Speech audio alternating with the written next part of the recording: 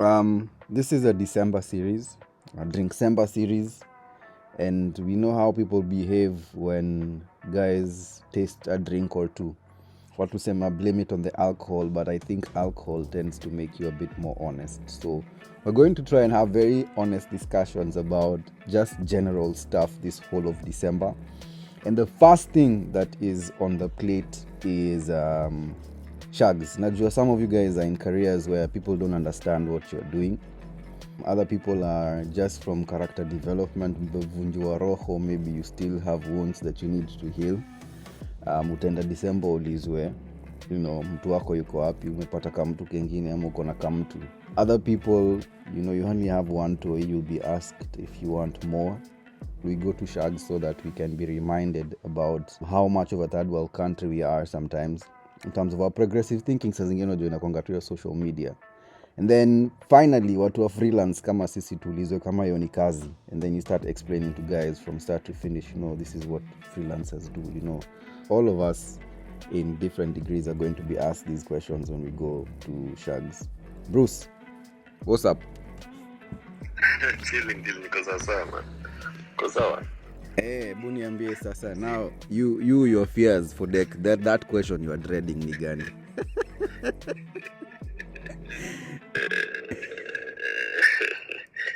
At least this one normally my version of shags is in Nai but relaxed cap. So of course sound which I know is ongeza mwingine unajua this one is old enough to handle a sibling, that nonsense. Aren't you ever impressed about how casual it said, like ongeza mwingine, like this story, like they'll just feed themselves and take themselves to school, like una wasiwasi we acha tu akam, acha tu akuje. Yeah, it's like ni kama mbona hujapanda nyasi ingine, like it's so casual as you put it. It's actually amazing. So usually nikujenga tu sijui ni ignorance ama nini, and I wonder if we'll be like that. I don't know. Who knows, man? Like, even when you say it, it's like you ingia a different mode, because you as a guy, if you look at say pictures, videos, or even recaps of how you are before a child and with a child, it's like a different human being. So now for you to be told, for you to think of going back there again, because it's uncomfortable either way. Whether you accept it or you fight it, it's a very uncomfortable state. Yeah. So thinking of going back there again, I wonder how you do it. You're any veteran.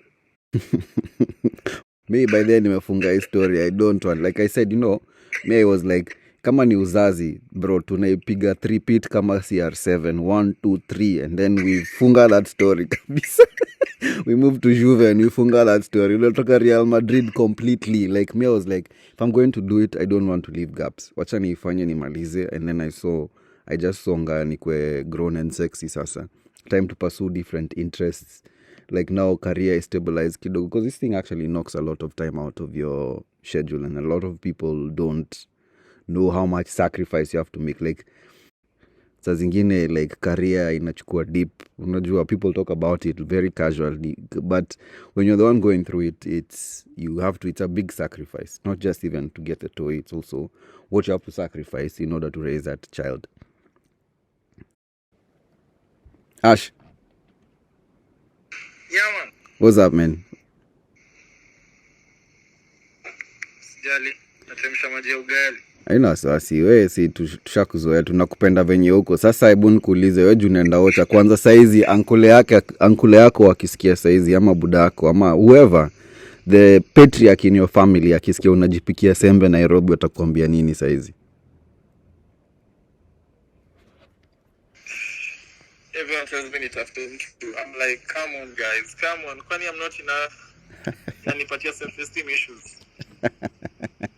Onambo utafuta mse. Broken men in the society.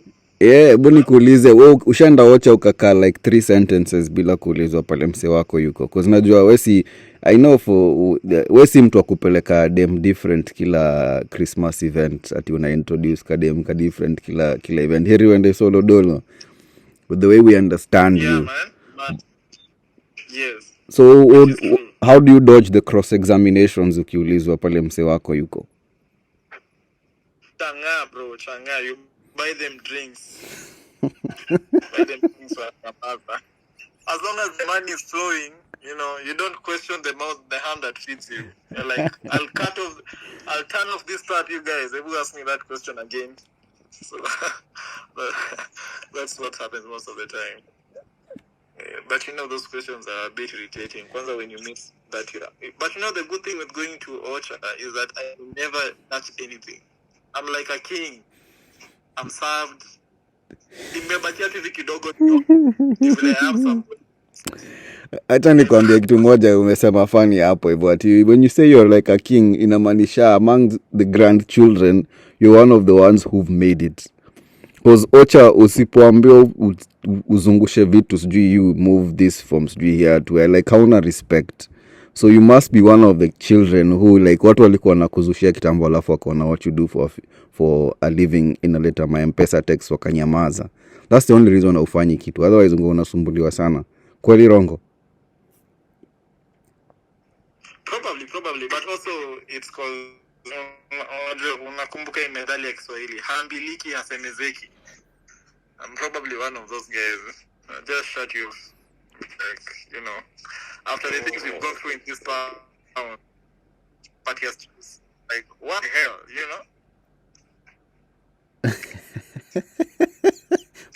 At least from my end, I don't. It's funny. It's funny. Asher is going through that.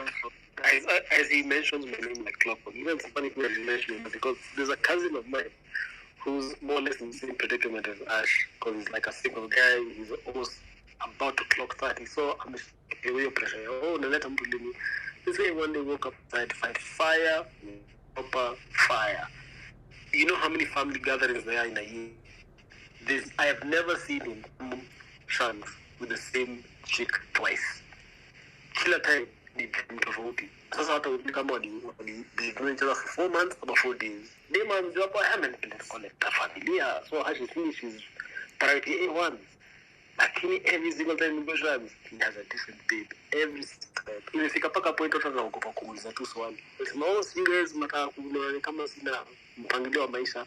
Let me show you, not only am I for the streets, I am the road sign on the streets.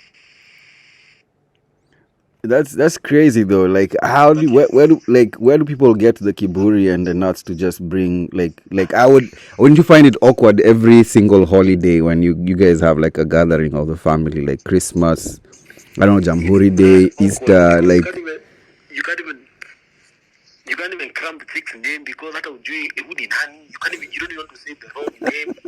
It's so awkward. I mean, I think that's the thing for him. Unafika to point, unanile nini ask around, I have no shame. Amefika your point. Like, you fold yourself in such a heavy blanket of your aibu. No one even wants to dare ask you about your life. And then you leave it peacefully. Let me ask you though, like you as Kome now, like your problems must be different because your mama is known, you have a kid, you take care of your stuff. Like what makes you awkward when you go for these family gatherings during the holidays? Because I know what makes me awkward. You're Swalia freelance. Do you have people always pestering you about what a freelancer does? And there's always an allure of umse manziana struggle. It's always on the extremes. It's either you're struggling, like this guy is struggling so much, or like this guy has learned the ropes around Nairobi and he's doing some amazing things. Because like a freelancer will never have like a point where guys are balanced in how they see you. You're either somebody who deserves a lot of pity or you're somebody who deserves a lot of praise to like different people. Do you have that as well when you go for shags and these gatherings? Like, see, the thing for me with shags, especially when I'm going shags with my in-laws, is the challenge is when you try and explain exactly what it is you do for a living, it ends up sounding like it is so class that they end up assuming that you make a lot of money. So the number one challenge, either side I go, ni maangu kujaribu kunitoanisha. Every single time I go shags, guys always like trying to pull you aside. Oh, sijui there's a mchango for sijui which pit latrine that needs to be built. Sijui there's a mchango for some cow that needs to be bought. Next thing you know, it's shags are being told, okay, we need to buy sijui breakfast. So sinani kili kwa duka, go with Kome. to buy 5 loaves of bread, 10 mkates, 3 trays of eggs. And then you are creative in this canal. You're struggling. The money you had front, back, and center is that fair for going to Shags and coming back. If anything, you're trying to extend Paka New Year's in Shags so that you can, punguza bills. But these guys, it's the fact that they don't fully understand what you do. And then the challenge also is they make completely wrong assumptions on you. So when you tell them, I do photography, so what does that entail? I work with clients when they have events. I come in, I do photos, or sometimes I do videos, I help them create content. Okay, so what kind of clients have you worked for? And then you start naming clients, and then like, hey, we name a client, they're like, who's here? I'm a million. So these guys always have this misconception that you're always moneyed. When it is the direct opposite. 90-day invoices, 120-day invoices. These guys are thinking you're making money like an Italian. Someone was saying they remember there's a space we were talking here, and a guy said like he won some business, and then in the newspaper when it was being announced that the company won the biashara, the account, like the guys who were writing about the story wrote that our guy won like a contract worth 9 million shillings, and this guy was saying like, out from that 9 million shillings, the most I probably could add, and that was like running costs, is like 1 million. A lot of it was to be used on the actual business, not him. So when he went to Shags, guys were talking to him like he's a guy who's just, won 9 million shillings and he's over there drinking some funny whiskey, and, he's not sharing the loot with everyone else. So which is so funny, because there's a lot of people here about freelancers, they don't get it. Like a VIP. Today, let me steer this conversation to Doga. We were having a debate in a certain oldish man. And we're talking about direction. Like how men say, provide leadership, and you get to answer, like say your mama is earning more than you, and then you say, you want to provide so-called leadership. What is leadership? Like when you say, man, provide leadership, what leadership are you providing? Me thinks that leadership in any relationship, it's money. It's going down to the basics, as much as you don't want to say, if you don't have money as a man, like Kome say, you are not supposed to speak. What are you telling me, bro? Unasema nini? As much as it sounds like it's, retrogressive behavior, as a man, if you really want to provide leadership, it's money. If you want power, power is money. Exactly, and to his point is, now, when you're in that position, especially when you're the in-law, you're going to your partner's family in Shanks, and then people have this misconception that you have money, and you don't have at all. It comes out looking like either you're being stingy, mad stingy, which therefore means like, do you hate us? Why are you refusing to help us buy breakfast? Do you not like us? Or when you finally somehow manage to communicate that you actually don't have money, you're not just being told, wait, kiti kwa kona, no one has time to listen to your stories. Hata kwa kusaidia kukata nyanya na vitunguu ya kusia, sio hata upewe hiyo kazi. Unapatiwa kazi ya kukata vitunguu ndio ulie. If you don't have money, your in-laws can outlaw. Huh? No? Bro, sorry. Too much. Let me ask you, like, would you mind being thought of like you don't have money? Like the extreme of what Komi is talking about? Oh, it would bother me, by the way. It would. Because you see, like you like imagine imagine how in-laws kwanza. Even if it's your own family it's better, but in-laws. Imagine how hard you work to put food on the table and just live the way you're living, and then you go somewhere like where like it's not seen as enough. I would take offense to it.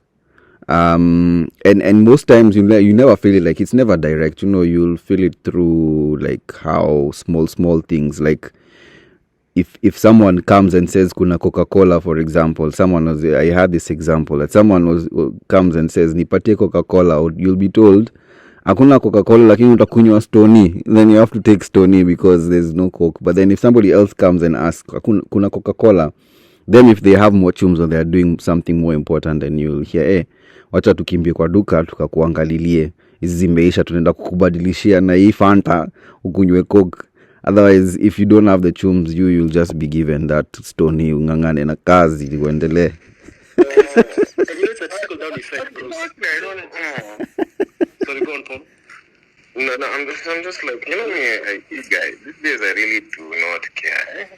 So, in fact, I just want to be left the hell alone. You know what I mean? Like, so whether it's, the one extreme or the other. In fact, I would rather they think that I don't have money, which would be fantastic. So they would leave me alone. You know what I mean? But you see that, regardless of what they think, or whether I'm not the first person to be served on the table, or I really, to be honest, you guys are just like, these don't matter to me, man.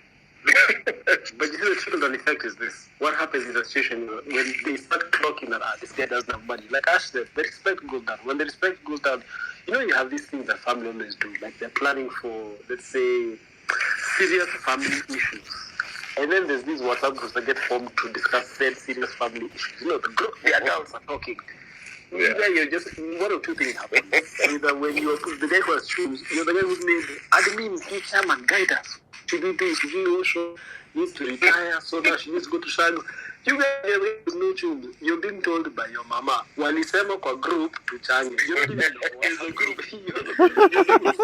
know. One thing I've learned about family gatherings, by the way, it doesn't matter if they're in-laws or it's your own far more extended, like it'll always be the same. Like money speaks, you guys. Like you can never go for such events when you don't have anything. Most times, even just that 50 bob for giving that, that there's always that drunk uncle who claps for everyone. To just give that guy 50 bob, he claps for you when you speak, maybe. But I know, like, you'll never go for these things when you're like down, because everybody is just, it's like a high school reunion, because it's not like they happen all the time, Pia.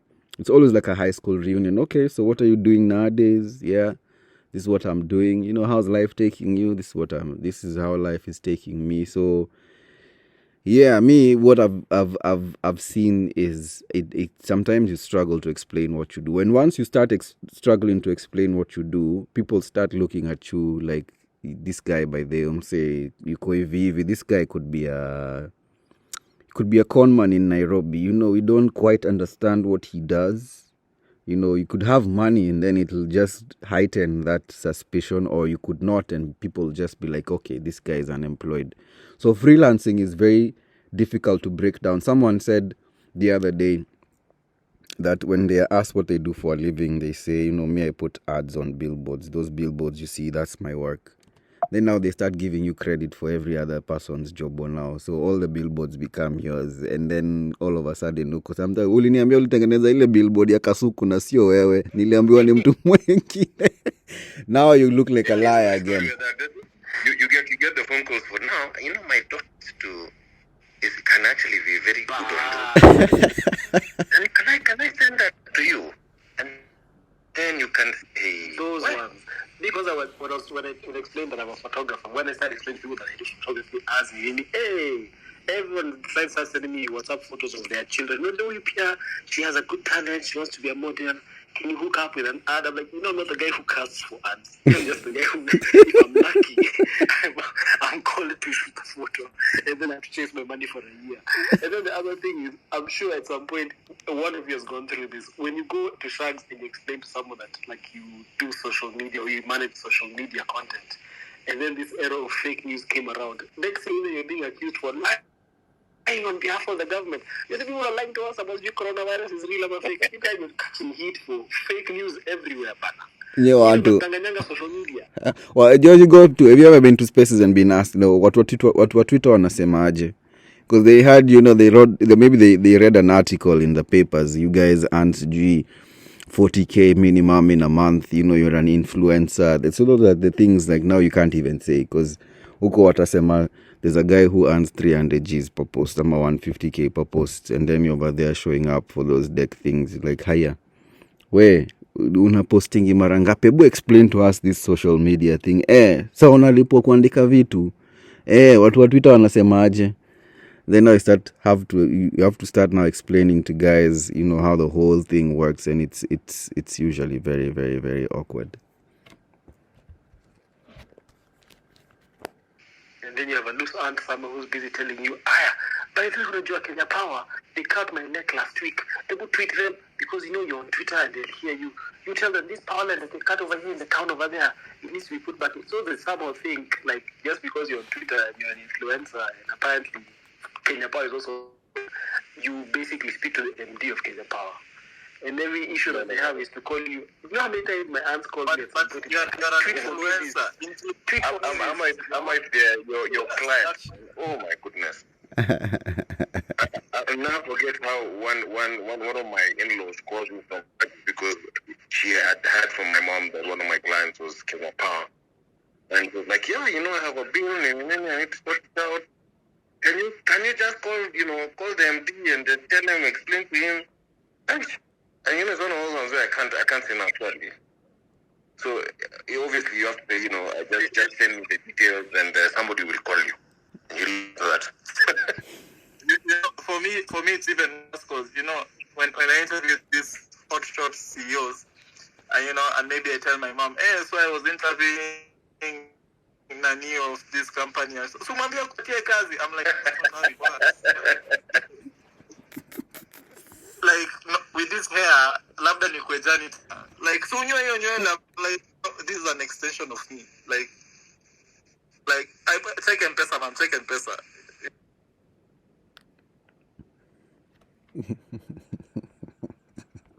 But yeah, man, going to flags as a creative is so stressful because these guys, and then if it's not even about the money, it's explained to them. So Monday unaenda office? No, niko kwa nyumba. So unaenda saa ngapi? Where is your office? No, I don't have an office. So now, are you employed? No, I'm employed. So are you on leave? No, I'm not on leave. I'm actually working right now. It is so hard for them to get that concept. Because I work from home, even before COVID happened. I just explained the concept that there are 2 weeks I can go without Jobo, and then there's a weekend I'll be busy. Then at some point they start catching feelings thinking, when we call you, you're busy. But then when I'm looking at you, when I'm calling you, they're telling me you're home, you haven't left the house. And I'm like, yeah, I'm in the house, but I can also be busy while I'm in the house. So some people think that the only way you can work is when you leave the house. And then that whole concept, trying to explain to them, just becomes complex. What are you saying? My mom calls me she used to call me, before I told her that I've left the corporate hamster with it, she used to call me at 6, just to make sure nimeamka ni the appointment of the kazi. Wait, amka. And I'm like, I'm in my house. Like, sikuji, I'm not borrowing you money. I'm not a thief, at least not yet. It's bad. Taliban. This era, like, generally these guys were used to go professional courses. So come as engineering, medicine, lawyer, I never anything else. So you can imagine now even work from home, though it made it so complex that you go home, but you're not available. Like it's such a matrix for them, which is fair. I wonder how it will be for us. I don't know what the professions are. Let me ask you guys something. So that becomes. Come, just finish. Yeah, so the kicker for that becomes, now they all look at professionals as engineer, doctor, kazi office. So when you finally explain and they finally get, you're a creative, so we're done your office, so that when it's for arts. Next thing you know, they told, kuna nesi yangu alipata D-, unaweza msaidia kupata kazi. Like you basically said all the regions. All the guys basically wamegonga ukuta strong, wamedefend kabisa. Kiganjo. Hakupata maso vizuri lakini unaweza mtatia kazi mahali. No, what I do also requires qualifications. What are you talking about, man? I'm not a dropout. Najua Roma alipata D, so that thing unamhat. When Daudi, mtu aitwangi D inaitwa Daudi bana. Ilikuwa inaitwa Daudi Kabaka. Unasema alidefend.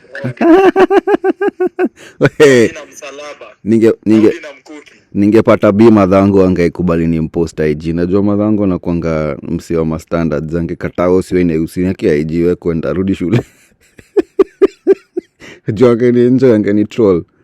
But let me ask you guys something. And this is just around yo kwenda ocha. Like ujuzi family events mtu akisemanga kitu nika kuna kuanga na wase wasahau na kuanga ka recorders. So if you ever told someone at those family gatherings you're working on a business, kuna biz unadu, kuna biz unafanya, be sure the next link up you'll be asked, they'll keep you accountable, like biz gani unadu, apart from kuwa freelance ni nini ingine unafanya. Unajua, once you say I'm working, I'm being paid, there's always something some other person is doing, because siku hizi kila mse ako na Instagram shop, na wakienda Ocha, obviously due to obvious reasons, when they're in Shags, they'll say what they're doing in Nairobi, and most of them will say, I have a shop, I sell clothes, I have a shop, I sell shoes, I have a shop, I sell booze. And there's all sorts of things people are selling. Do you guys feel that pressure to have more than just a job? Like unaulizwanga, okay, so ukisema uko na kazi iko salama, biashara?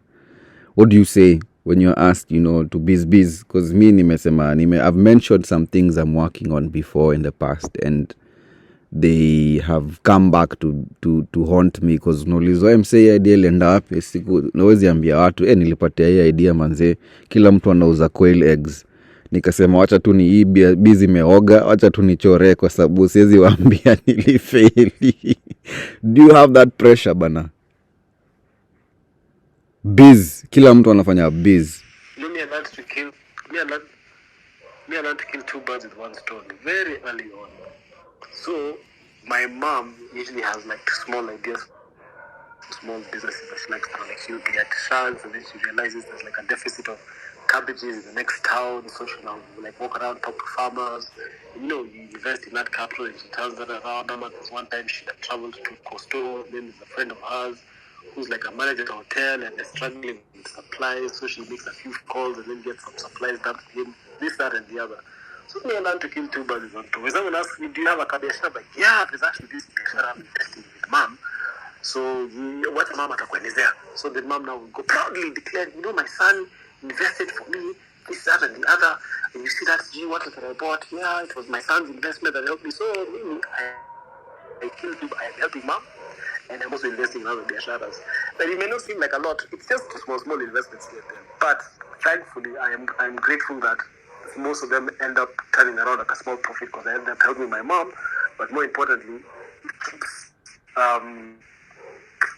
what's it called, alternative sources of income. It may not be a lot, but we thank God, and it's at least something that helps. So me, that one, I no longer thankfully have to suffer from that stress of thinking that I need to have an exhibition in CBD somewhere to prove that I have an alternative source of income. Paul, you get that pressure to like just do no more than work? Because now it's like everybody has a side hustle, something you do after job.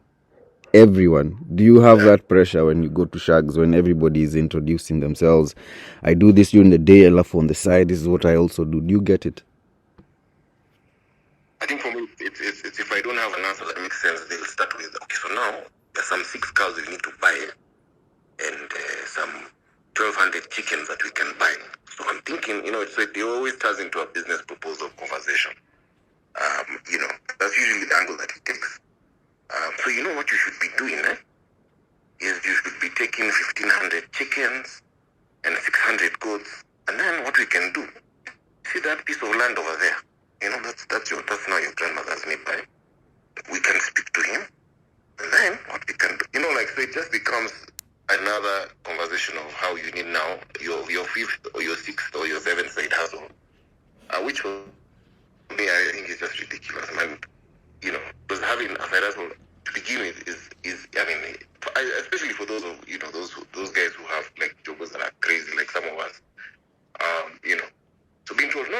In fact, you should open a shop, and then also you should have. You see this cow. It's always either cows or chickens or goats or some some random. We can. Kwanza in Shags, because of my Shags, it's usually honey.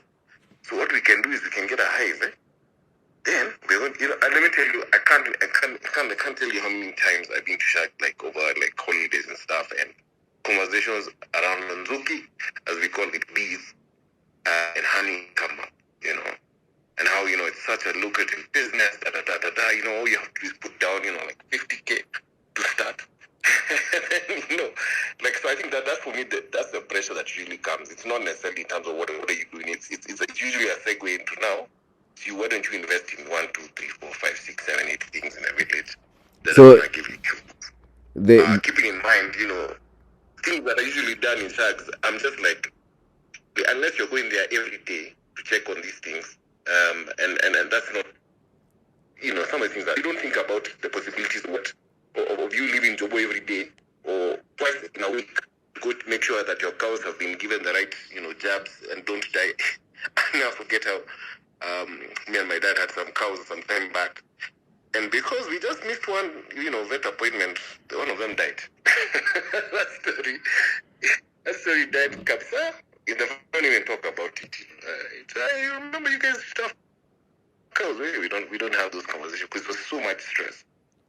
But yet usually those conversations, why don't we put, and for some reason my folks love those ideas. I don't know what it is about parents. They love those ideas of, maybe we should have, why don't we start now this honey thing, Then what we can do, we can set some, actually, why don't you send us 5,000 so that we can secure the land. They love those things. But I'm usually like, I don't have time for, to be involved in something like this because, if I'm getting involved, I have to be involved like fully. Yeah, so I think that for me is usually the priority. It's business ideas that I have to commit to when I'm in charge. So you're the angel investor. About those businesses. And you see the worst thing about those businesses is it's always the drunk uncle over that one person who is the last person who should be trusted with money, who's being told, don't worry, he'll be not here. Absolutely not. But one guy who reminds you every Christmas. You remember that idea we spoke about 2 years ago? Now I have figured it out. I know you are that after his. I knew the problem was where water. Yeah, I knew the problem was how we were going to get water, but I have figured it out. Let me show you. So what you do, just send me 10,000. And then, so that I can get pump. And once I get the pump, the business will. It's crazy. And that pump price has been inflated very much so. I just listening to his stories. You're like, sorry, I get to give you a math. But I'm telling you, pipe, like, which pipe costs 7,000 shillings in Kenya? That's a guy for wheelbarrows for 1M. Inflated one. May I know if I was a jig? May I know if I was a jiggle or my pipe would cost 7,000 shillings, so that wouldn't be a cheap one. You know what I've expected to learn from a show. That's a nice joke, man. That's an absolute. That's what I say. I'm glad you. They are ashy.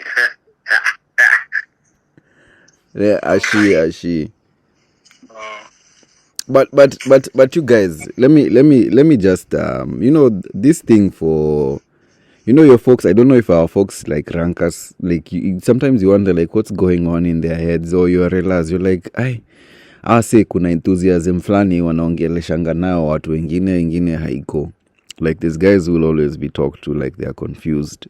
And you can profile those guys. Ukiangalia unaona consistency.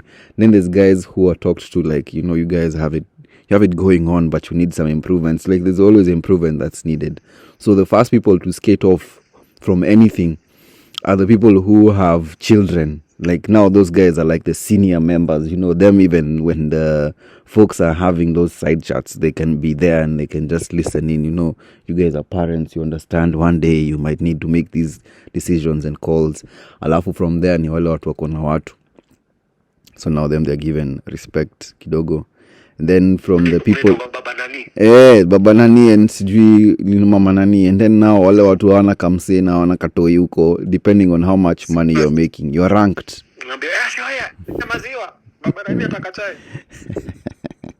But that never happens where I come from. I don't know where you guys live, but you probably need to petition the government for new parents. Like let me tell you, you'll see some instances now. Like now, there's farmers where people do catering. So mkienda ocha, instead of using my discriminatory practices, they jump out, they go loud. Wale ma bro, you'll find like the bigger bros, maybe the bigger sisters, guys who want to hide that these things are there. Like hawataki kumezesha. Us guys just have a good time. Watu wanafanya catering, so you just cater and then everybody sits down. Hakuna mtu atafeel ni kama aliambiwa show, hakuna mtu atakwambia ufunge leso, koshe vyombo ama upakulie watoto. when ndio sasa ati sasa mkienda ocha sijui you're the clown that makes everyone's children happy because this one loves children, wanawekelengia msee mpaka personality. So to avoid that, I've seen in a lot of instances, and I've experienced this myself, when you have catering, mnafichanga white zingine, so nobody feels like hakuna kitu wamedu. Then maybe for some farmers what they do is no hierarchies. no hierarchies. Or what some guys do is like they do potlucks. So if you're linking up with your brothers, sisters, uncles, nephews, and like you want this to be cheaper and you want it to be good for everyone, someone has to host, and then when they are hosting, someone has to bring the pilau, another person will bring the chapatis, somebody else will bring the booze amani BYOB, somebody else will bring the nyama choma, somebody else will bring the fries for the toi, so that it feels like it was a community. I think that helps a lot. And then sasa hapo place ya kuulizwa maswali zingine za clinic now is when now you have to dodge only. Otherwise, I find that when you have gatherings and that's how they are pangwad, it's a bit easier for everyone. People also feel like I can show up because did you guys ever now when you grow up sometimes you understand that rich uncle of yours or that rich auntie of yours who only used to show up for family meetings occasionally, anakama anaonekana 2 minutes alafu wanapotea, and you always used to wonder like mbona umse akaangi hapa, they don't come, they don't chill with us, they don't stay here for long. Perhaps what Paul was saying, sometimes you take yourself, you think I want to chill, I want to chat with guys, I want to catch up, and then you find out everyone is pitching their business idea to you because you're the one who's in the mafuta, you have to fund it.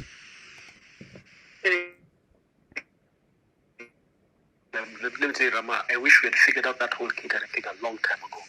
And if it's just me, but a lot of Meru families are like 80% girls. It's like very few boys in Meru families. And I don't understand why, but that's an assignment for another day. But anyway, so us guys now shags obviously because like so many female cousins, girls, that catering thing would have solved so many fights because that hierarchy thing I was telling you about, let me tell you, chapo spinning is like the sacred duty. That's like alpha, A1. And then the guys who have been designated like katanyanyas and vitungus, that's like who are in the trenches. And that stuff always pops up. Oh, Nanindo, that chapo. Next thing you know, you've been taken off the chapo station, you're in feelings because you said that your chapos were the best. Now suddenly it's aunties. Next thing you know, you're being caught up in some random family feud down there. I'm like, can you imagine? Nani took me off chapos. They wanted me to do the rice. I was being told to make warus, and I'm like, I'm just here to eat, but I don't know what's going on in the kitchen. Wait, come. In Maryland, the babes are fighting to make chapos. No, in Maryland, there's a hierarchy of how these things are assigned. Kuna wale kupasua kuni. You know those jobs, there's tier 1 for spinning chapos because you're the one who does the chapos. Then there's tier 2, making warus. Then there's guys down there in the trenches doing kupasua kuni. Then the guys being told to go to the river to fetch water. I'm telling you, hierarchy comes out. My man, if you just done catering, it will say me so many nights of being told, can you imagine? So and so did this and that. You're like, oh really? Anyway. You get catering plus wase wa kufanya hizo like getting, if there's firewood, like sometimes even get someone to just stay on the barbecue, and it hides a lot of those things that a lot of, because like people come there, it's like a high school reunion. Kuna wase wana coming into na emotions, yani they are ready to feel like they haven't done much with their lives. And so sometimes you'll be there, you're there for good vibes, kidogo unasikia umepigwa tackle huko, man, you now all of a sudden you having one child is not enough. You have to have 2 or 3 in order to, satisfy people where you are in life. Somebody else will be told, the fact that you're successful doesn't really matter. Do you have a wife? Like Larry Mado was asked on the TL, you've traveled the world and you've reported from every city in the world, but do you have a wife? And then that becomes a point where now your success is being reduced from, because, you must be humbled. Like those things you get in shags, like it's passive aggressiveness, and it's always funny because sometimes it's not coming from a bad place. Ni kama banter, like your family is trying to banter you using what you don't have, or they're trying to tell you, hey bro, siache ingie kwa kichwa, but they don't know how to tell you, so they throw in those two jobs. If you're a babe, you'll be told, yeah, you have a career, you have all these things going. So now, wapi kamtu? Okay, kama kona kamtu, they'll ask you, so wapi mtoto? And then you have to always answer for what's missing in your life. And, that's far more. I don't know. Some people actually totally and completely avoid those things. Have you guys felt like, by this year, and I can't be subjected to those things? Have you ever had one of those two family gatherings as a holiday? Ashona Jozi hata umeipeleka deep sana hapo. Sasa explain explain. Yeah.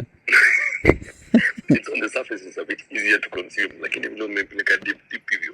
Yeah, sometimes you'll find we used to have this thing. So when sometimes you side chat your folks, you're like, okay, you'll hear some relas saying, for example, you hear your auntie or your uncle saying, this guy umse amenyamaza manze, alienda Nairobi akalost manze, ongei na wase.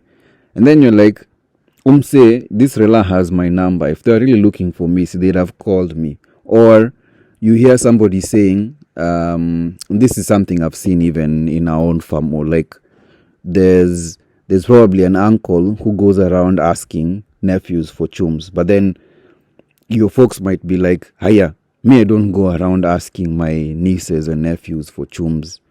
So why is this guy asking you for money? And then when you guys, unaifanya, you're just thinking, we are family, nikikuwa nao ndapeana, when I don't, sipeani. But then your mom is like, wait, you guys, you're being taken advantage of, and you have no idea, because me, I never do those things. Why are these things happening to you? Then now, you trying to manage those situations, unafika Ocha December, bro, it's like kuna World War 3 ya passive aggressiveness, and you're wondering, mbona wase manze mko on the edge, what's happening here? Kumbe it's like boundaries. Now people are growing apart. Your folks are growing apart. They can't hang out the way they used to kitambo with their siblings. You and your kuzos also, you're not dealing with each other's like bros anymore. Mko huko mnaonanga, maybe you see each other maybe twice or once a month. Alafu mnaenda Ocha mnapata na wote, guys are doing different things. And you start seeing these things now manifest themselves I didn't know it was a big deal that maybe from my side of the family, maybe everyone has graduated. Alafu kuna another side of the family within the same family, by the all of you are brought up the same way. Kuna wase sasa wako kampo 32 years, bado wanakula kitabu ndo enjoy life ya maybe Roysambu, USIU. You understand? So it becomes an issue again, then it's never spoken about, but then these guys look at you like, haya, nyi wase mnadu nini tofauti ile sisi watu wengine watufanyi. You have it a bit better than others. So kuna pali unatolewa points, and me, those are the things when I start noticing pia na I keep back kidogo, I sit back kidogo, I'm like, hey, wacha nikule Christmas. Now so ni mind, I don't need to go all the way there to maybe explain myself or do all these things, when you could be surrounded with that Christmas spirit, that live, nice feelings, good vibes. You go where you're wanted, go where you're respected, and stuff like that. Famos are very dynamic. So do you guys have those instances and situations in your, I'm not saying you come here and confess, but then you've heard about them and you've seen them. Sometimes you're like, okay, I kind of saw that happening to someone else. It hasn't happened to me. Like Tekom has said, sometimes you don't understand. You're like, okay, easy duties kumbe zilipeanwa before us guys were even born. In the farm, there's a certain, when you reach a certain place, unaacha kukata kuni, sasa unaingia kitchen, unaanza maybe kubake cakes. You're making dessert, someone else is making the fire and stuff like that. Which is a bit interesting, because these are dynamics that we'll have to deal with the whole of December.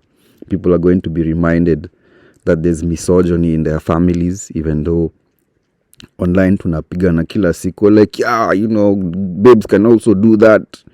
December unafika Ocha, unapelekwa square one, you humble yourself, you realize by the misogyny by the inanzanga home. Hakuna shida tuko nayo kwa timeline ya nzangi kwetu. Unaambiwa shika pipe upulize moto. Bas. Pepeta, unapatiwa sahani, unaambiwa pepeta hiyo jiko. if you're a guy ukipatiwa kuku uchinje and you're over there hujaichinja, umezoea city life, wewe mse unaendanga tu roadhouse unaitisha kuku yako, unaletewa imesha griliwa, unaidish tu, ukienda wacha unaambiwa uchinje.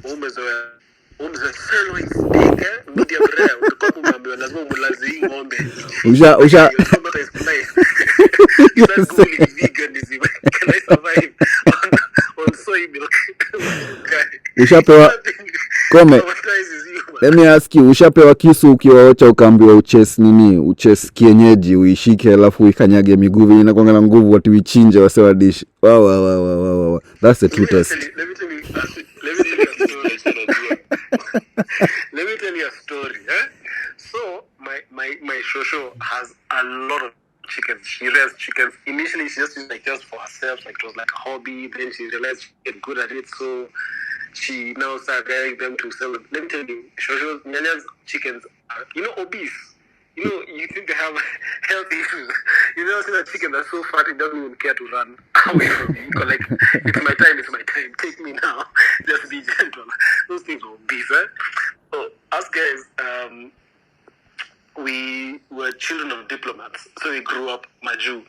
So the first time we came back into Kenya, like, humble brag. So, zile za hata ujui Kiswahili kushapeleka ushago. So my show decided, combat by fire. Other si atishika kisu and uchinje. You'd be like, oh, you guys like chicken? Yeah, we like chicken. Are you going to make for us chicken? Yeah, I'm going to make for you chicken. She had hyped that chicken all day. She chicken stews. Jimmy asked guys like, yo, you guys can do that chicken. It's like, okay, so you guys are doing chicken for dinner? Yeah, okay, let's go get the chicken. So me, I thought at the supermarket, buy chicken. We check into the kayad back there. She plucks the chicken. Like, okay, that's a nice hen. So are we going to give this part? No. So she literally put it down, gingered it in front of us, and like different. Let me tell you, I think I had milk and bread for dinner. That was the end of my craving for chicken. I was so traumatized, you guys. Like when you're a toy, you like chicken. I like fried chicken, but you never think of where that fried chicken comes from. You never think like, hiya. Exactly. That clack thing I was seeing outside is what I'm eating. I don't know what we think. You guys know the whole time up until that moment you've been thinking, these are Nyanya's pets. Hey, like over there you start calling the names, hi street, your kiddos now saying, you want to go feed the chickens? Absolutely. Over there throwing to mindies at them. Until that time you got changed and you're like, so this is actually food? And you see them as a whole completely different thing. Bruce, you were saying something before. No, I think when you were talking about siblings, yeah. Like when you were kids growing up, then you used to go to shags. I think I was really struggling to understand how I'm seeing my sibling, the dynamic between him and them and the farmers. So like I had like a thing when we were growing up, I wonder how could my siblings and I not get along? Like I could not imagine. I used to think it's such a rare thing. And now, like with age, you realize how easily it can happen. So, if all of you get farmers, so you can imagine you go to shags and you get into those dynamics of who is making chapos, whose meat is better, whose chicken has a better flavor, shit like that. And then you carry that baggage to the next December. Easily, what can happen is you start saying now, to protect that shit, let me not go to shags for December. I'll just go on holiday. Then kidogo, you guys are just going different ways. Just to care 3 years have passed as farmers you've not met. You start growing up. Sorry to get morbid. But that's true. Like there's a point in life you fika where like when all your siblings have children and everyone is just doing their own thing, you'll find yourself some situations in December where even as a family you guys can't like come together and just celebrate a holiday. It happens a lot of times, especially in moments where maybe there's somebody else who's out of the country, they're studying, somebody else maybe is out of the country on work travel, and December just finds you guys like in totally different places. And especially if in your family there's just one guy, there's always in every family there's that one guy who makes everything come together. Like he's like a bond. Like without that guy, any gathering is always boring. Because this is the guy who will make sure when stories in Meisha, the guy will give in fillers. He's the guy who will make sure when, you know, there's awkwardness after meeting for so long, after not meeting for so long, and maybe there's an auntie or an uncle who's made a comment that nobody really fancied or nobody liked. That's the guy who'll just make sure the ice is broken and everything is just going. Omse akikosa any family gathering, nothing ever works the same way. So yeah, we have new speakers here, and we'd maybe like some guys to add on to what the conversation is about. As Kenyans, as Africans, we're getting into the season where we'll be linking up with our relatives, we'll be linking up with friends, and we'll be linking up with people we haven't seen in a long time. Some of these guys we haven't seen in 2 years because of the lockdowns. Are we mentally prepared for some of the questions we'll be asked? Like in our career, in terms of business, in terms of relationships, in terms of dating, there's going to be a lot of intrusive questions that will make us roll our eyes all the way back. But how do we just survive the holiday season? This is probably why a lot of people struggle to get into the whole festive season, because you know you're just building up for that one moment where everything just crumbles. You're going to overspend this whole holiday. You're going to link up with people. You'll think, you know, let's have a good time, and then it's going to go south. Or for some people, your family is okay. There's nothing wrong with your family. It's just that life is happening and you guys can't link up. What's your experience with the holiday, guys? Ash, you wanted to say something before we move on to the other speakers. I've added 3 new speakers to the space. Ashura, do you want to say anything before tuendelee? Wacha tuendelee. I'll chime in. Yes, anybody else willing to take the speaker or the mic? We already Maybe I speakers. should explain what chime means to Kome. Kome, chime means nitaongeza maudhui. Chime is not tea, like Chinese. You know the way I think there's things we say. Goja, I show you there's things we say that sometimes we don't even care. Like it's just Kenyanese. The way people say, I will revert. You can't revert an email. To revert means to take it back to the original state. So you can't use revert in place of reply. But we say it as a Kenyan thing, like a revert to your email. Na hii ingine pia come again. Like I'm already here. I can't come. My worst is overspeeding. When you speed, you're speeding. You can't overspeed. I know. Like ATM machine. anyway. It's the ATM machine Bruce theory. It's Yeah. Emphasis. That we speak with a lot of emphasis. Shiro, on the speakers panel, tell us about your experience with Christmas and how you handle some of these awkwardness. Hi guys. So first of all, I always enjoy your Monday Madness talks. I always feel like that you're so chilled out, and I just like the journey that you guys are taking as guys. It's really good. thank you. So for Thank me, you. I try really my hard. pardon? Actually, I was owning. Oh really? Okay, fine, cool. So for me, it's so the desperate angle comes in all the time. But in our family, we're a big family, a family of 8. I'm the last born. But the sister, the one I follow. She's the one who is in charge. She's a manager. She rules. She directs. She controls. She decides. So like you guys were, she says what the menu is. She says where it's gonna happen, and she makes it happen. So for the longest, she always used to insist on cabbage. So she'd say how, I like the cabbage done this way, like steaming. I don't know what. And then one time, I asked Mom, by the way, does Gracie even eat this cabbage? And Mom is like, no. I'm like, so why does she dictate how our cabbage is gonna be made? And she doesn't even cook it. I mean, she doesn't even eat it.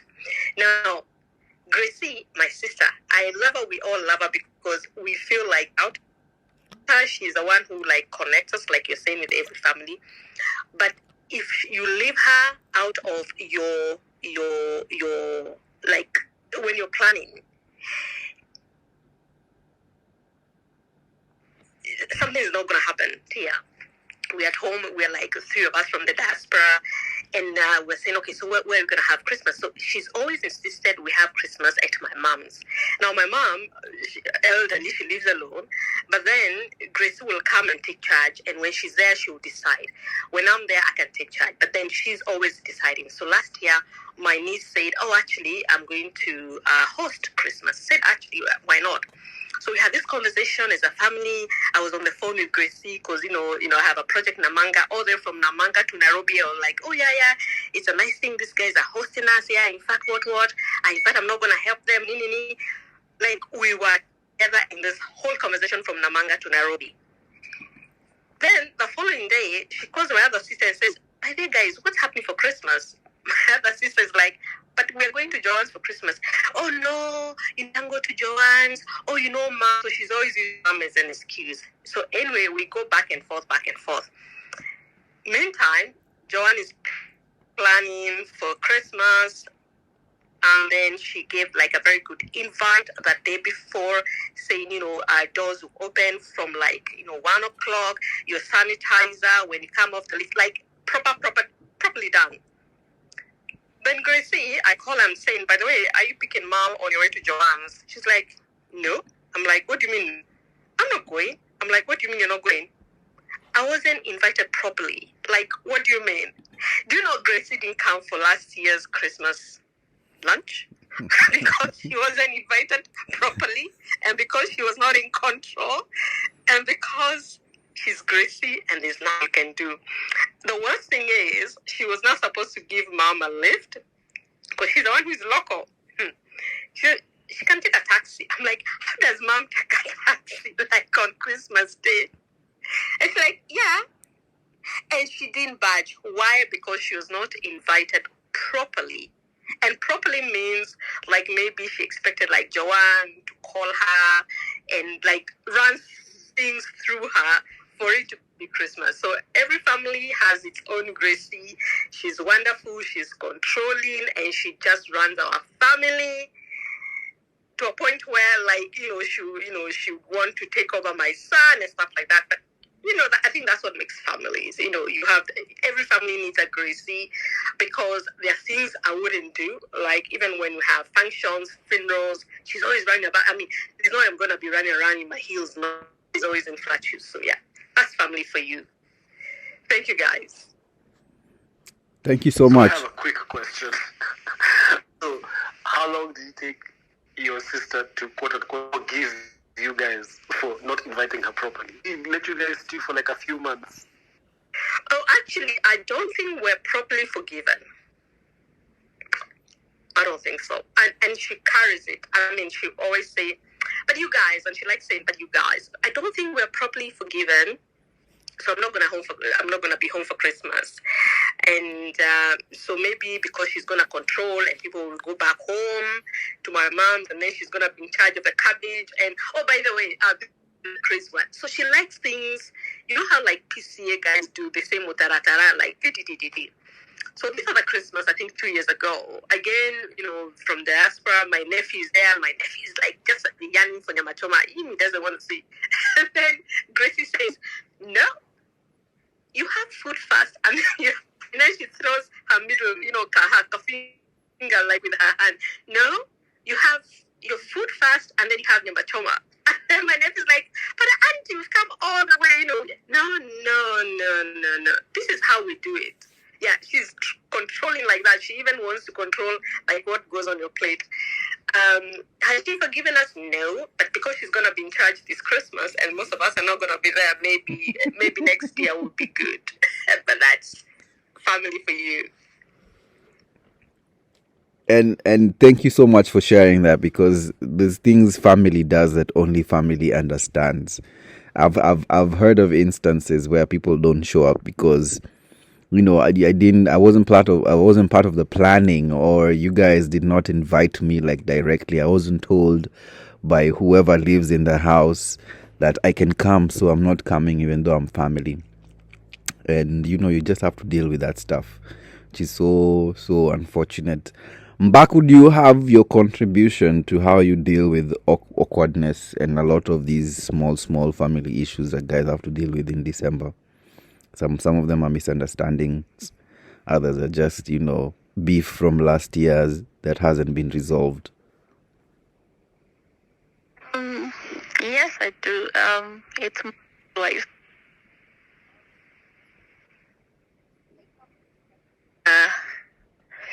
I don't know how to describe it, but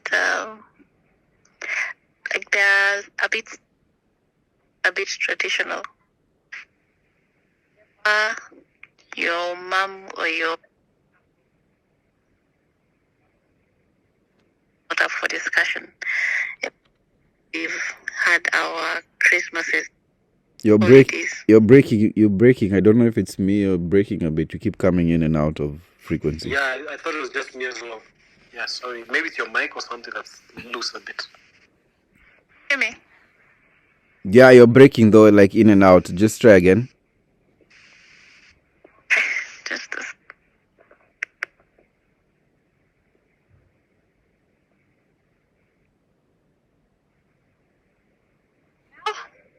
Yeah, we can hear you. Just yeah.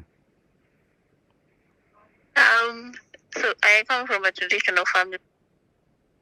Really, a discussion or like to spend Christmas or holidays. So how the parents decide this is to do, and that's that. In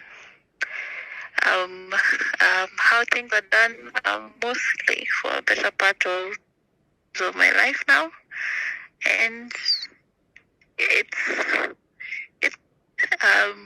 sometimes I wish I'd have a Christmas with at my house, but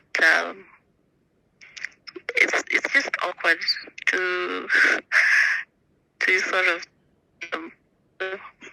though cousins and that started a few years back. Every New Year's we try to spend it together. What we want and wanted, but a better part of my life has been you go to Sharks in November and you do the chores and you do the stuff allocated. In your case, you have to rest. Yeah, they just sit and relax. Assigned to you with no questions asked. How I deal with it, I avoid going to.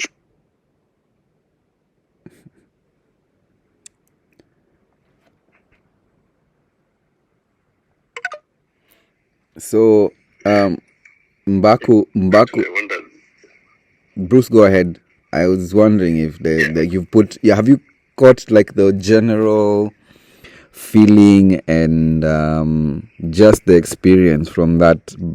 I know the call was breaking kidogo, but what's your general feel on that thing? Because we banter about it a lot on the TL, and sometimes guys are actually going through it for real, like for true. People are from traditional families where this progressive thinking stuff that we post online do not even fly. What's your take on such situations, Bruce? Yeah, actually, that's what I was thinking. Like, I wonder, because I think family is the one thing which I don't think we have control over changing that. So maybe that's why sometimes we try to change at least what we can, especially on the timeline. So I wonder now when you're dealing with traditional setups, where if you're a babe, you're seeing amongst yourselves being to the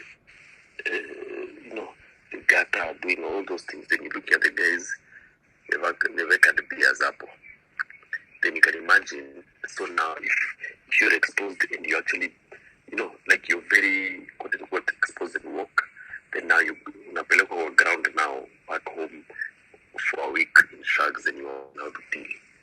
So like, I wonder what are you supposed to do? I don't know. I don't even know who that question is to. Because CRT for the guys will change that because it works to our benefit anyway. CRT family shags and unfortunately, CRT family shags and we are 5 guys and then we're up chilling, catching work and a whiskey. And then say that their babes who are being made to funga lessons and you kata what you do all those things. See, I'll be the guy to stand up and say, okay, guys, let me pause, let me go study the babes. I can't do that. I'll tell them, see we get catering people. They won't come today. So I wonder now what is supposed to happen in a situation like that. I think for us, what we try to do is the generation of cousins that we are. I can't speak and make any assumptions about any other families, but what we did, or rather we tried to do, is that we showed, because we, especially at my in-laws, their cousins, they're so tight. Like the guys and the girls, they're so close that whenever they go shags, they all start delegating duties to each other and be like, okay, so this guy is going to help cook this, while this girl does this, while this girl does this, while this girl does this. And for them, they just flow with it. And because they're now at the age where they're more or less taking over, taking charge, because like we've just said, now we're the guys we're now the baba nannies and the nannies, and we have the kids running around. Can actually be treated with a lot more respect than just being looked at as children. We can now start setting that example and hopefully setting that example for the other kids, so that it's not the same old thing because it would feel awkward. You guys, your cousins in Nairobi, I come over to your place as a guy, you cook for me lunch or whatever. If you come over to my place as my cousin, I'll cook for you lunch. And we know in Nairobi, we're more modern and more forward thinking. We know these things are equal, there's gender equality and equity. I kind of lived like that all year, and then when we get to Shags December, I'm now chilling in the house telling you, where we go cook for me at Chapo. It's going to be mad awkward. That at best that rolling pin over the head. Like, why are you mad? And you see, because we know that, and we're not faking it, like trying to. And you see, also because there's that whole, it's complex. Whole fact that we kind of look at the other generation, I'm sorry to say, with a bit of disappointment, like they let things go too far with this whole patriarchy thing. So we know we actively want to do better. So we know because of that, we now as cousins want to be involved, help each other out with chores, etc. Even the guys will come in, they'll help wash dishes and that, because we are there for ourselves. We are there to have a good time. I think that's the active choice we made. That we are there as cousins to have a good time for ourselves. We made a cousins WhatsApp group. We're like, hey, Deck, we're going there. Again, to also overcome certain things, like someone may not have enough money and they're too, self-conscious to speak up. We're like, oh, let's do a mchango. Guys, just contribute whatever you can. If you can't contribute to Saidiana, we all go take shopping collectively to now, funikia the other guys. So it's not so and so brought 3 bags of shopping. Where's your shopping? I thought you were in Nairobi. I thought you were at job. So we help each other. We go to Shags. We now set tasks for, this is what we want to do as cousins. We want to enjoy ourselves. We have not come to, you guys as the old generation, you guys had your time. Whether you did things the right way or the wrong way, that's not for us. But we want to come and enjoy ourselves as cousins. And more importantly, we as parents want to set a better example for our children. And I think with that mindset, that's how we're slowly trying to break the cycle.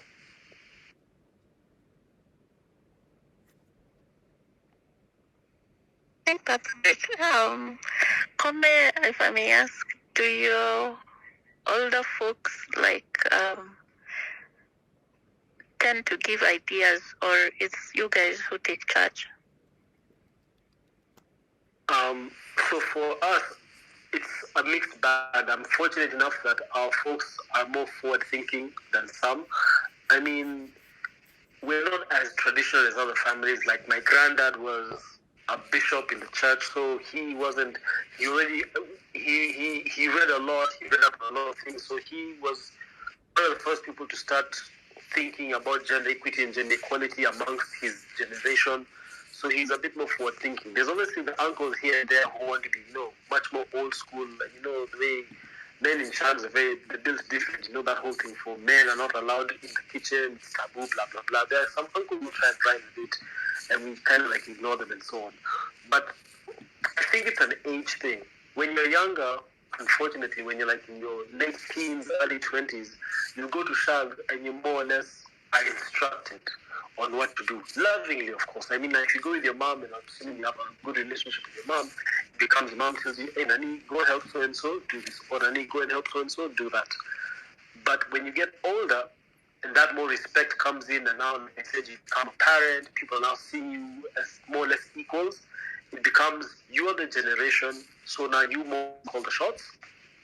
And that comes from the older generation is more like a suggestion in terms of, you guys used to do this thing for choma and nyama, so do you guys have a plan for that? Yes, we're going to buy mbuzi with choma and nyama.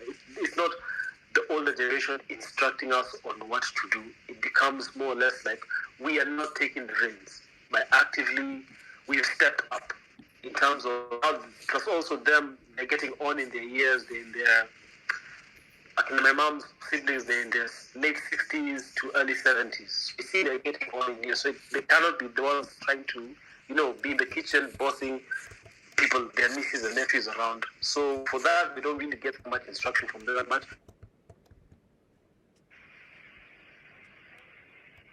I think my family has a problem. You guys, and we will include you in our celebrations.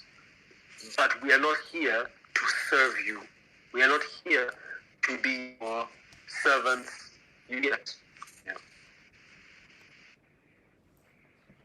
And it must be that my family has a problem then. Don't go raise hell this December. Start saying this guy called Coleman's family was. I think it's just I can't speak for everyone, like I said, and I probably don't know the dynamics of your family. But one thing I do know is when your generation as cousins. No, but I've come to see a lot of the times, even with other guys. Bro, do you Ask them.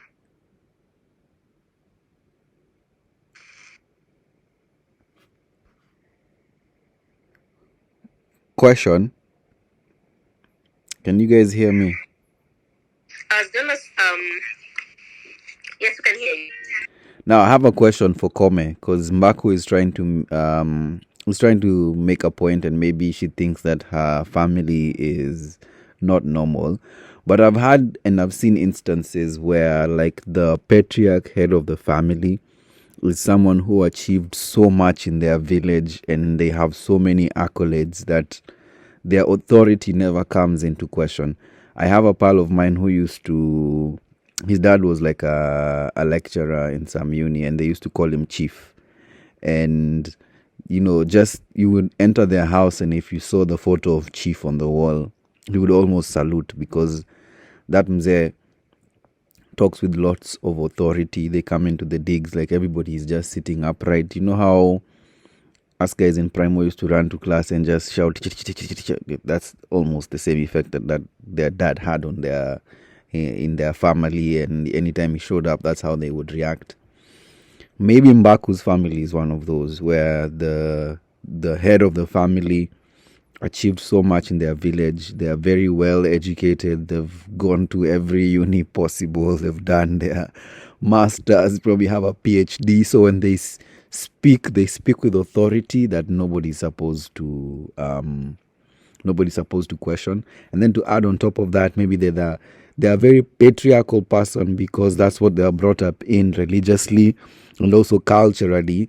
So it's very hard for you to just stand up out of nowhere and say, hey, I'm going to challenge this authority, because even people who are older than you have never challenged it. People who have probably known him longer than you have never challenged it. So where do you start, Kome? In saying like you have like younger kuzos and you guys can band together and just tell these older guys, but where do you start when it's in that situation?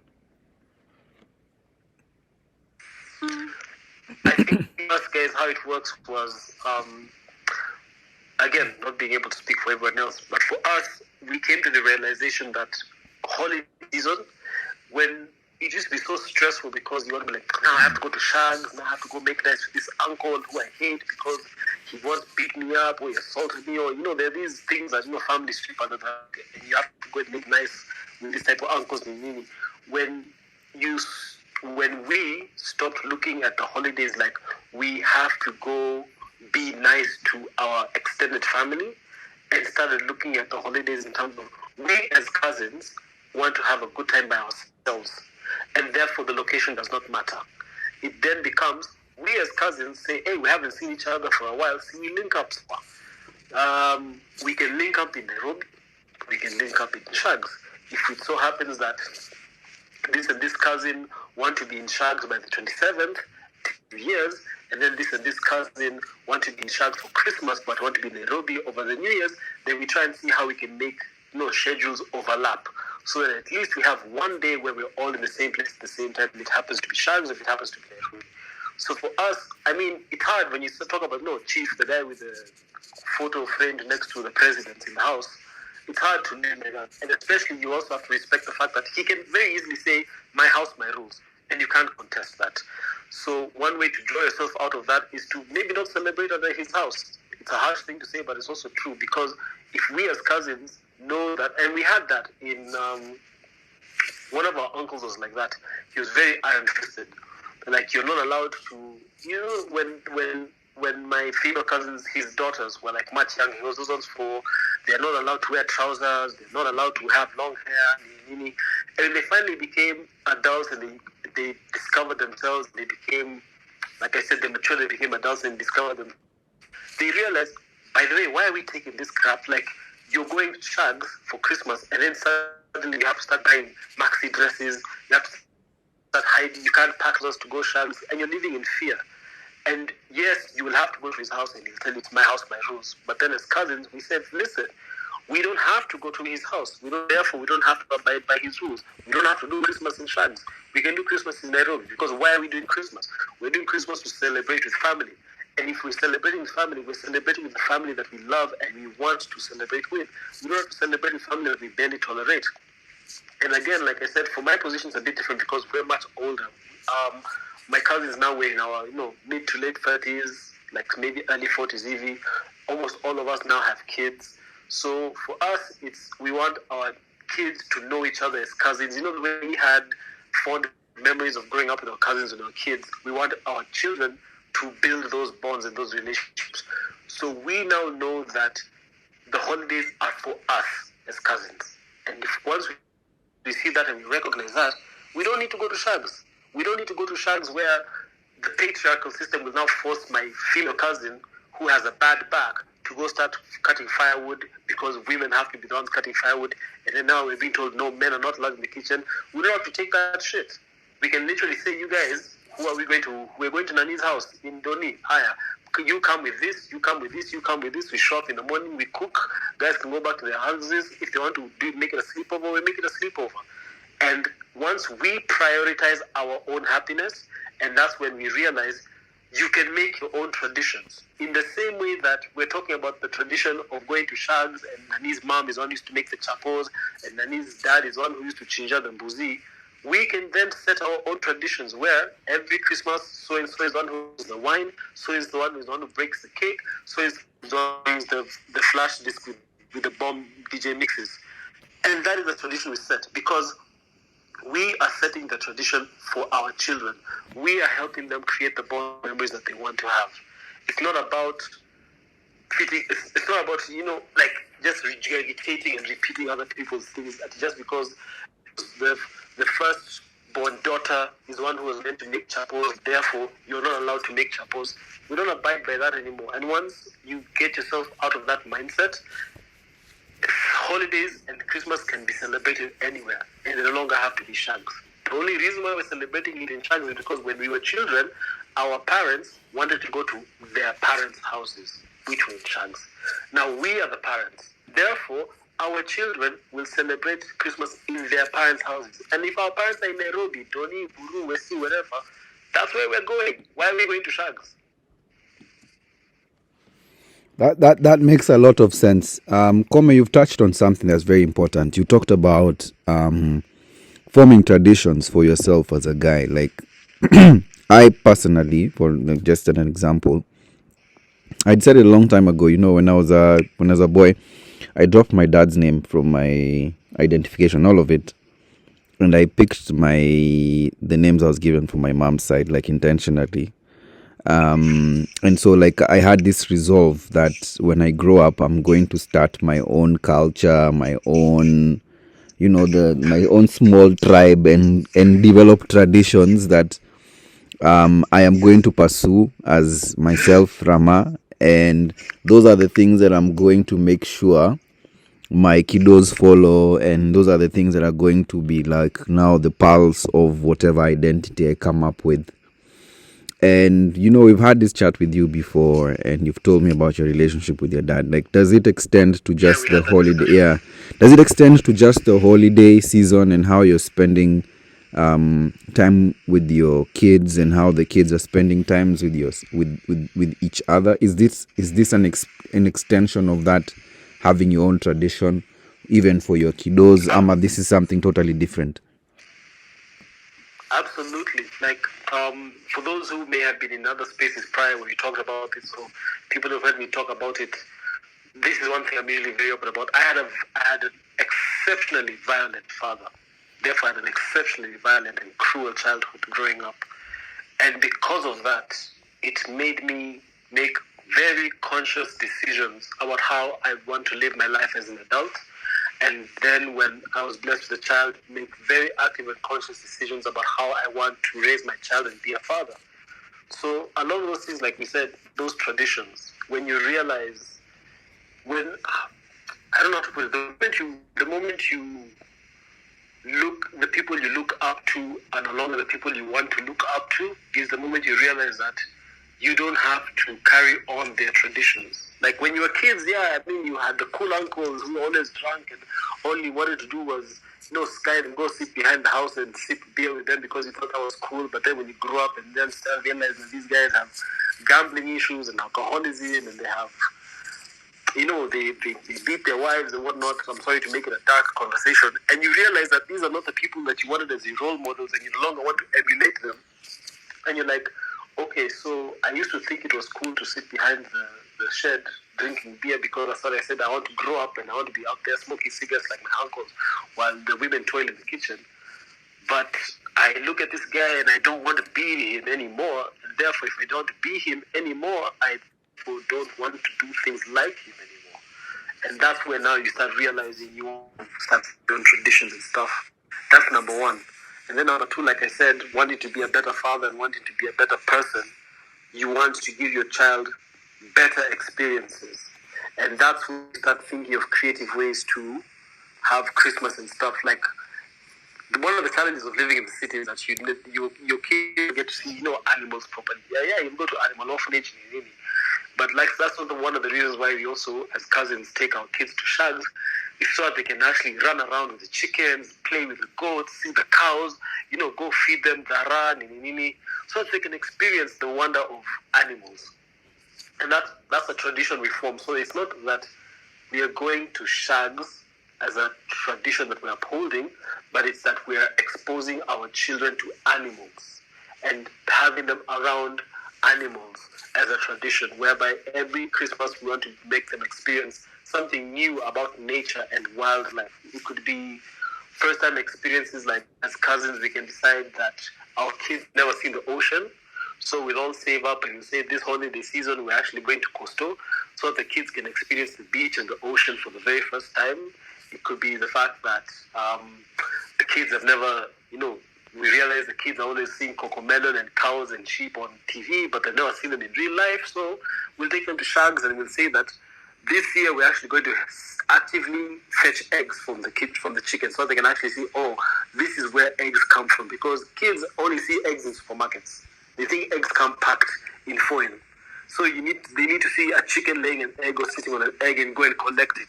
So for us, one of the traditions we're making is to actively introduce these new experiences to our kids, and then also have them bond with each other as much as possible.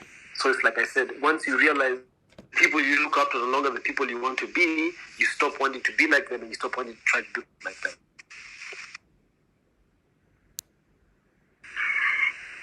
I should try that and see how it turns out. I highly encourage you to. I mean, your happiness is in your own hands. I know it sounds like Ashioya in making fortune cookies, but it's the truth.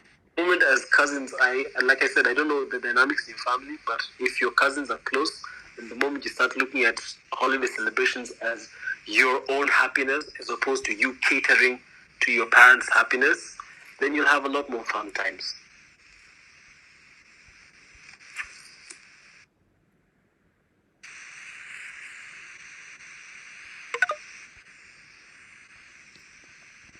Super. I will give the speaker to Alan, and then we'll have it go to Jamakalda, and then back to Shiro before we speak to Nemo a bit. So, Alan, give us your experience of shags. Like, do you have challenges? Like, sometimes, like, what are the pain points when it comes to the holiday season for you? Kuna vitu tu zinakuanga zimekubo, and you wish like the holiday was the holiday without some of those things. What's your pressure for the holiday now that we're getting into it, the festive season?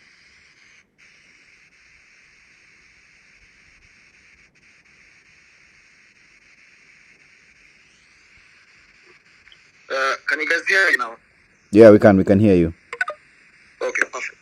So now, I think every discussion I've been hearing, like you're always having tidbits of experiences where, like, I'm relating to Rama, I'm relating to Kome, and it's personally say, like from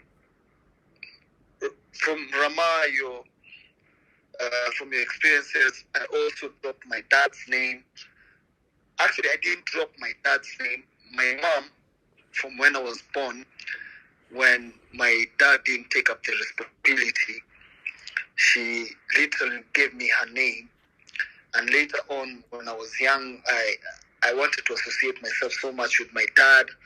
So I dropped her name deliberately, which was on the birth certificate, and I wanted to associate myself so much with my dad. And as I grew older, especially when I was in high school, I really wanted to associate myself with my dad. It's that whole thing of just wanting to be, just fitting into the societal pressure of you have a perfect home and you belong to a certain setting. And the thing was, my mom was raised in Nairobi. My grandmother was raised in Nairobi. We didn't have a rural setting.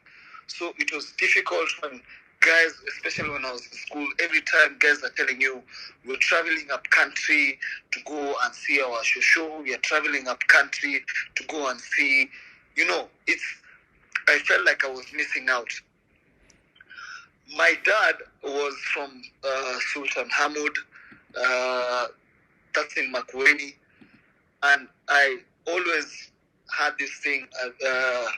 My dad was a bit well off, so I started, forcing a connection on trying to fit into that kind of setting that was where people felt like this is the societal norm, a proper African setting of how life is supposed to be like.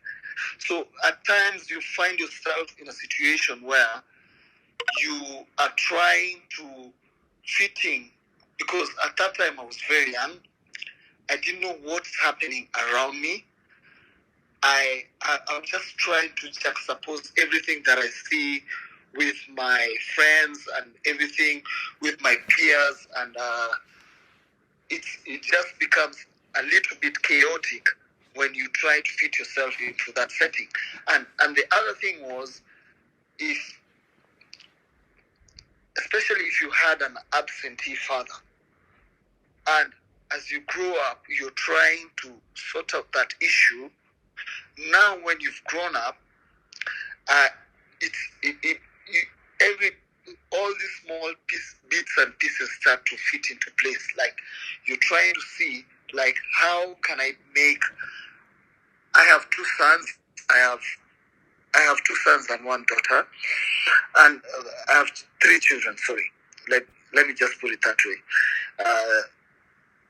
And the reason why I've said the daughter I learned the other day, I am a man of responsibility, so I have to accept it. So now it stems from, I realize all these things that have been culminating in my life. All these things stem from how you were raised as when you were young.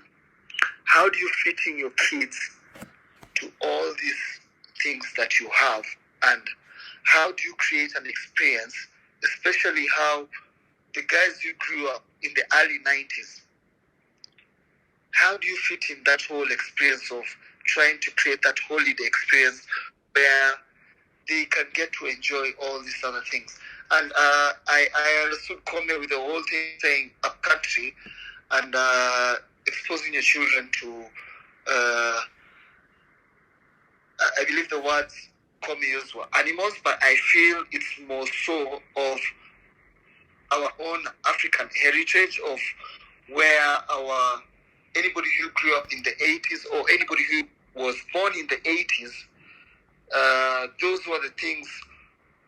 Our parents, yes, they migrated from the rural setting to the urban setting where they had their parents in the rural setting, but it was, I think the beauty of all that is just embracing the whole African culture. And this is why I feel like at times, if we start putting it like it's a one-off experience, we are killing our own African culture of where we are not embracing the whole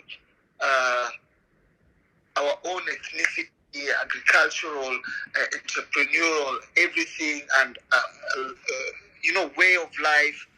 And I feel like I have, this is something I've started embracing when I grew up, when I started making money. Now I bought my own parcel of land, and I said, like, I didn't have a rural setting, but I said, let me set up my own rural setting in Nakuru, and I'll be going and I'll be doing my own cultivation. I have never experienced it before, but I want to try it. I want to do it. I'll do a rural home so that now I can give my children a whole different experience of life is not only about that whole urban setting. We shouldn't forget that this whole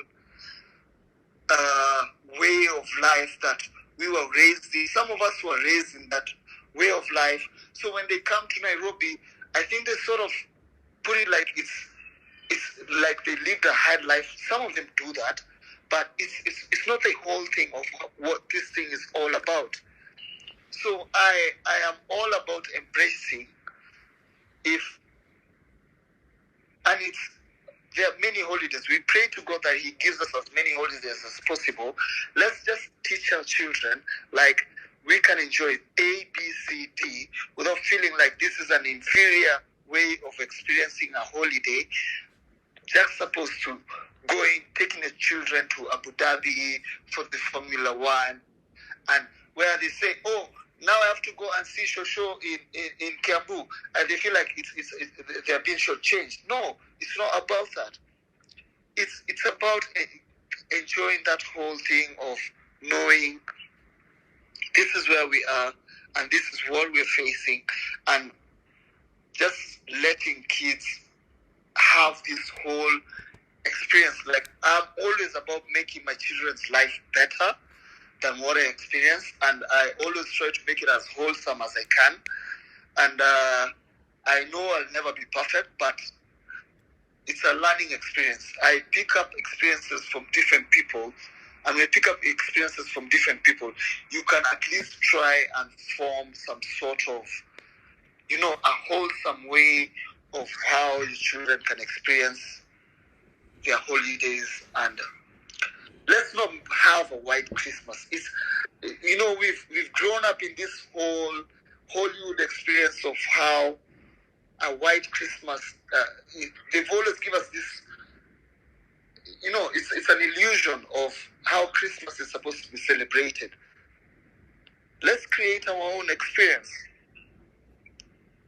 I agree with that. I think even bare minimum, like if you think of Santa, by the if Santa was really all about African people, he would be flying over Nakuru and Nairobi in a vest, because this us guys by the December is so hot. This guy comes from the snow, akipita huko juu labda atoe shati na avae shorts. We don't. I tell you know the funny thing, Rama. Yeah. People always like making fun of kisses. They are the guys who are sorcerers who usually fly with a broomstick. That's Santa Claus. Why is it so different making fun of kisses like they're witches, and then Santa is like the best thing ever? You know, it's just it's ridiculous, man.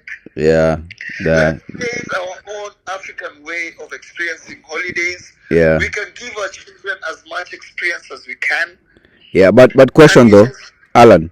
Yeah. I have a question for you though. Then, from what you're describing, kiddos don't notice a lot of these things unless somebody points it out to them. I think at some point children are so excited. They're so excited to just be together. They haven't seen each other for a long time. Like they're just so excited to see their cousins, to play with each other, that they never notice. Hiya, Shosho's house is not as big as ours, or this house is not as, it doesn't have as many rooms as ours. I think it's just that excitement, that togetherness, that should be the USP for all holidays for kids, whether they're at their Shoshos, their aunties, their uncle's place, like wherever they go. It's that togetherness that should be the holiday spirit, not just where you are, where you're going to eat and stuff like that. Rama, okay, let me put it this way. I remember back in 1997, when I was 10, 11, actually I was 11. My birthday is on December 1st. I can remember clearly going to my Shosho, who is an aunt Shosho in Ngong, in Matasi Ngong. If I can vividly remember something that happened to me when I was 11, always, those subliminal memories which you usually think that it might not matter to a child, but apparently at the end of the day, as they grow up, they form that whole sarcophagi of all these memories. Like you have all these things which culminate to form how these children will look at the aspect of life. So it's not, we can assume like it's a small thing, or it doesn't matter. Maybe, this time they will not notice that maybe we've gone to this particular place or this particular place. But as time goes on, as they grow older, they kept on realizing, and this is something that happens, especially on children who were born in a happy marriage that lasted for 10 years. So these children, let's assume one child who's like 11, they've been in a happy home, let's put happy in quotes, until when they were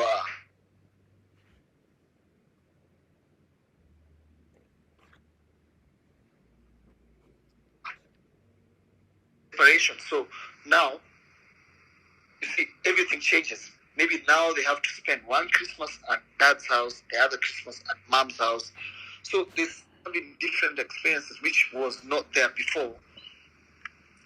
And these things, really, as much as we might want to assume, because I have come from that particular setting, I can tell you, without a benefit of a doubt, it does affect a child. So let's not assume like I believe it's the responsibility, I believe it's the responsibility of the parents to say that, or to do, or to take actions on saying, Christmas is not about extravagancy. We've been taught that from the West, like you have to go and do ridiculous shopping. For us Africans, Christmas has always been about a communal setting. It's not been about a family. if you're saying you're buying a goat, the goat has to serve like the whole entire family. So you guys come together, we say, are we slaughtering 3 goats?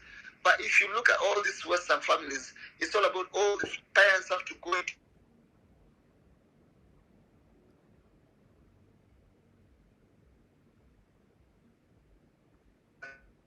they do things about below a funny to impress their kids.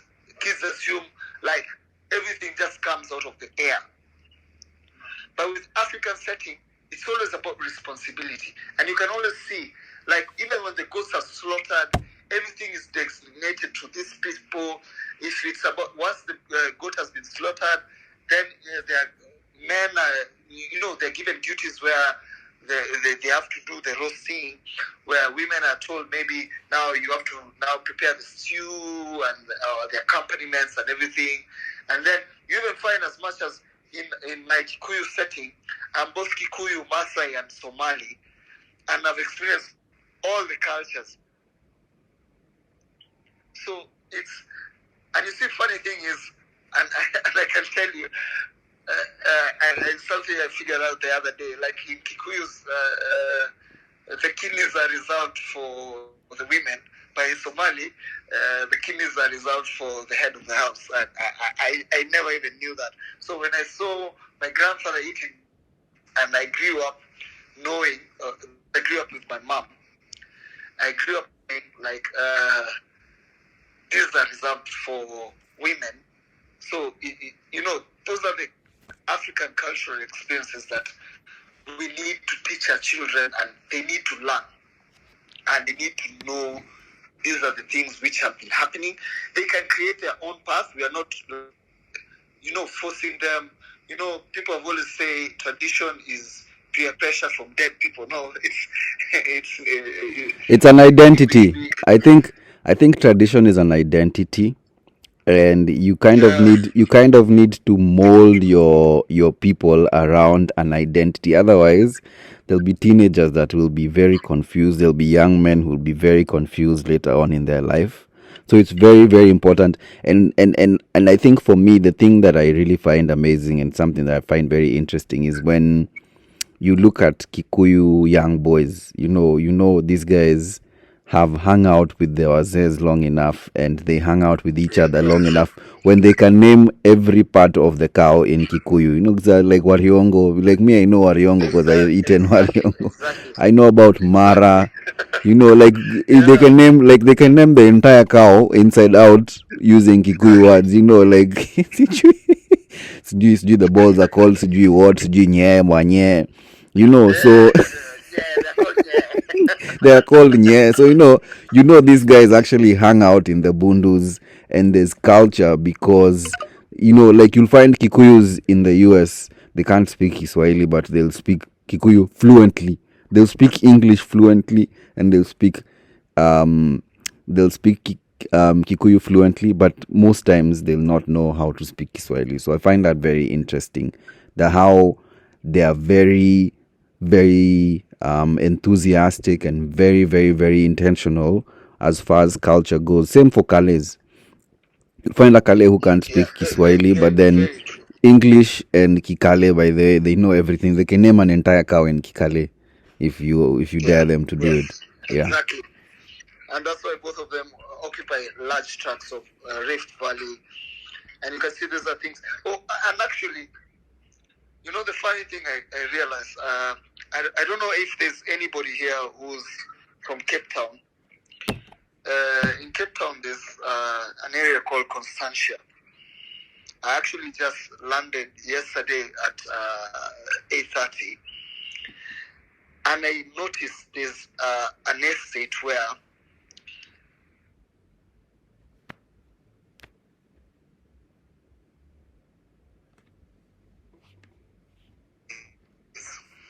so what has been happening is there's been that intermingling between the Kikuyus and the Somalis, and it's bypassing religion. So my sister has lived in Cape Town for the last 25 years, and These are things where they never knew. They always assumed it's a problem that will never occur. But apparently, these are things which now they are trying to tell them, oh, no, you cannot be with this person, you cannot be with this other person, and these are the traditions you're supposed to abide to. And literally, we are all facing all these changes in terms of how we assume things are going to be, or how your children are growing up. And I'm telling you, now there are things your kids are doing that it's going to blow your mind. Like, there are times you sit down and you wonder, like, how are these things going? Why is my parents so obsessed with this particular thing? It's a trivial matter. Like traveling to the Bundus, it may sound like a trivial matter, but for them it's like, yo, dude, this is where I fucking grew up, Sorry for the cuss word, but it's easy. And every generation has their own way of their sires giving them, like, it's something they cannot understand why this thing is not making sense to you. So I think there's literally nothing like, we'll have to be fluid when it comes to this kind of settings and everything, but we have to be a bit more for lack of a better term. We sort of just remove ourselves from our own experiences, and we just sort of, it's like a thesis. When you're doing a thesis, you compare a previous matter with a current setting, and then you come up with a solution. So it's all about coming up with an amicable solution that benefits the generational issue. Alan, I have a question for you. Before you we move on to a different speaker. So, yeah. You said there's a whole community in Cape Town of Kikuyus that have intermarried with Somalis. In Constantia, literally in Constantia, and I can. It's not that it's a community. You see, what happens is, yeah, they all go to the same communal school, right? Okay. So when they're going, let's say like they're going to Westgate School. So now these kids are intermingling. Like it's the same thing that started happening in America, where we start having mixed races. But it's getting to a point where you have things where the parents cannot know. These kids have been growing up together. They're playing together. You're assuming it's innocent. They're just playing together. The 9, the 7, the 6. But these kids grow and they get to their adolescent age, where they start having feelings for each other, and it becomes so strong where the parents cannot control it any longer. So when these kids go to, if they're going to levels, and if they're from A levels to O levels and all that, so now it's just becoming a problem where a parent can be telling someone, no, I don't want you to be seeing Joroge. You're not supposed to be seeing Joroge, such kind of settings. So it's not as, this thing is not as trivial as we might want to make it. It's happening the world over, and that is why we've had mixed races in America, anywhere in the world. So it's one of these things that is properly hitting the African culture. Like in Kenya, the chances of, let's say like in my case, where my mother was half Kikuyu, half Somali, I don't even know how that happened.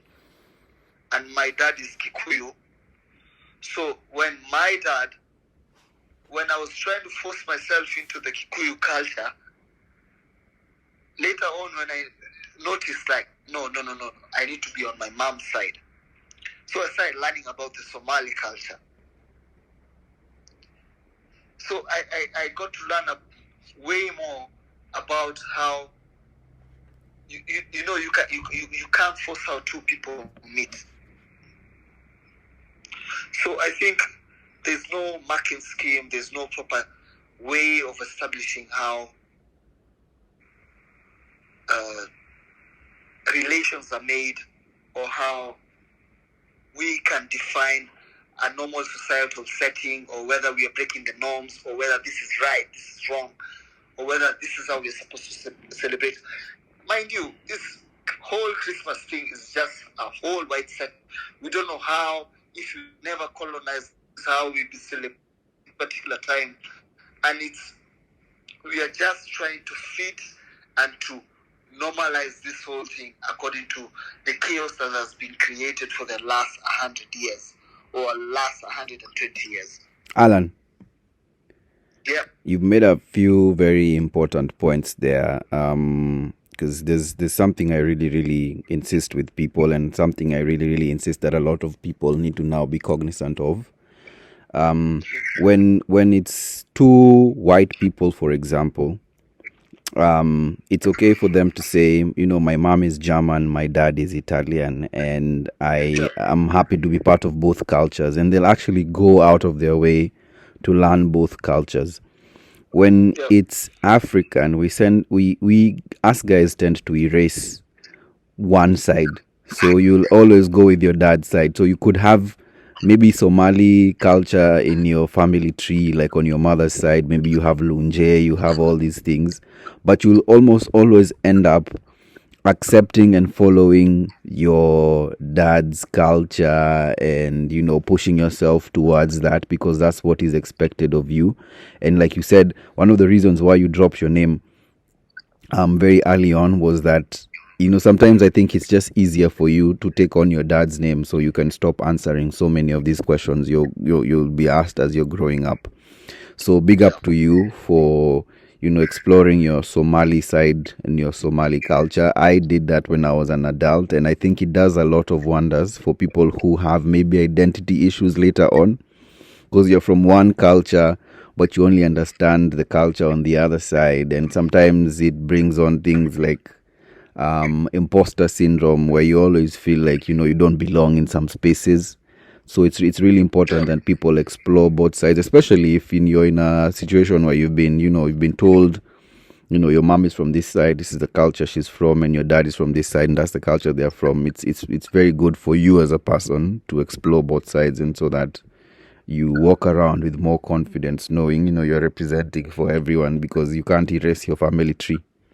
You weren't made by your dad alone. So that's something very commendable.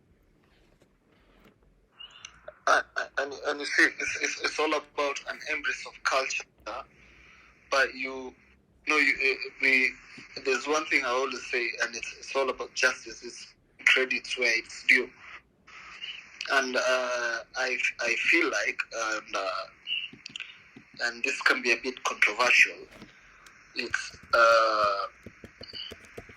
if I'm not with my son's mom, I have my obligation is on my child. Like, I have to be a part of his life. I have to try and offer value. If there's any sort of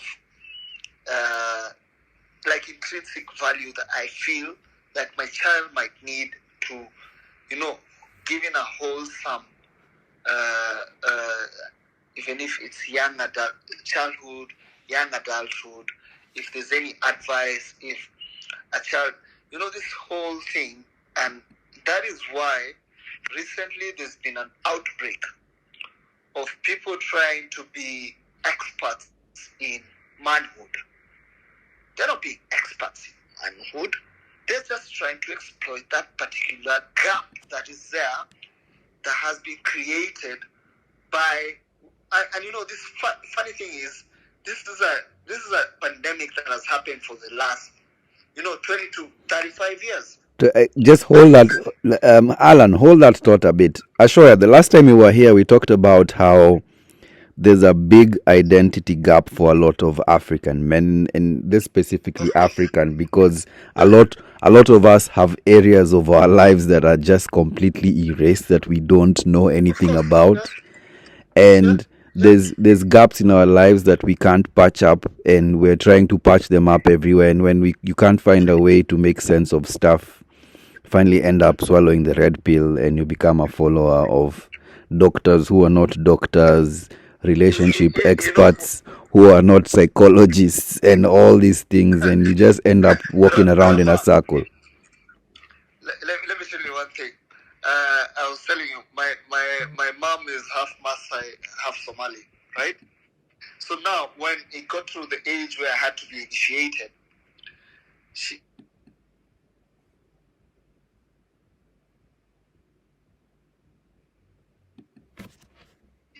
Hey, has been initiated.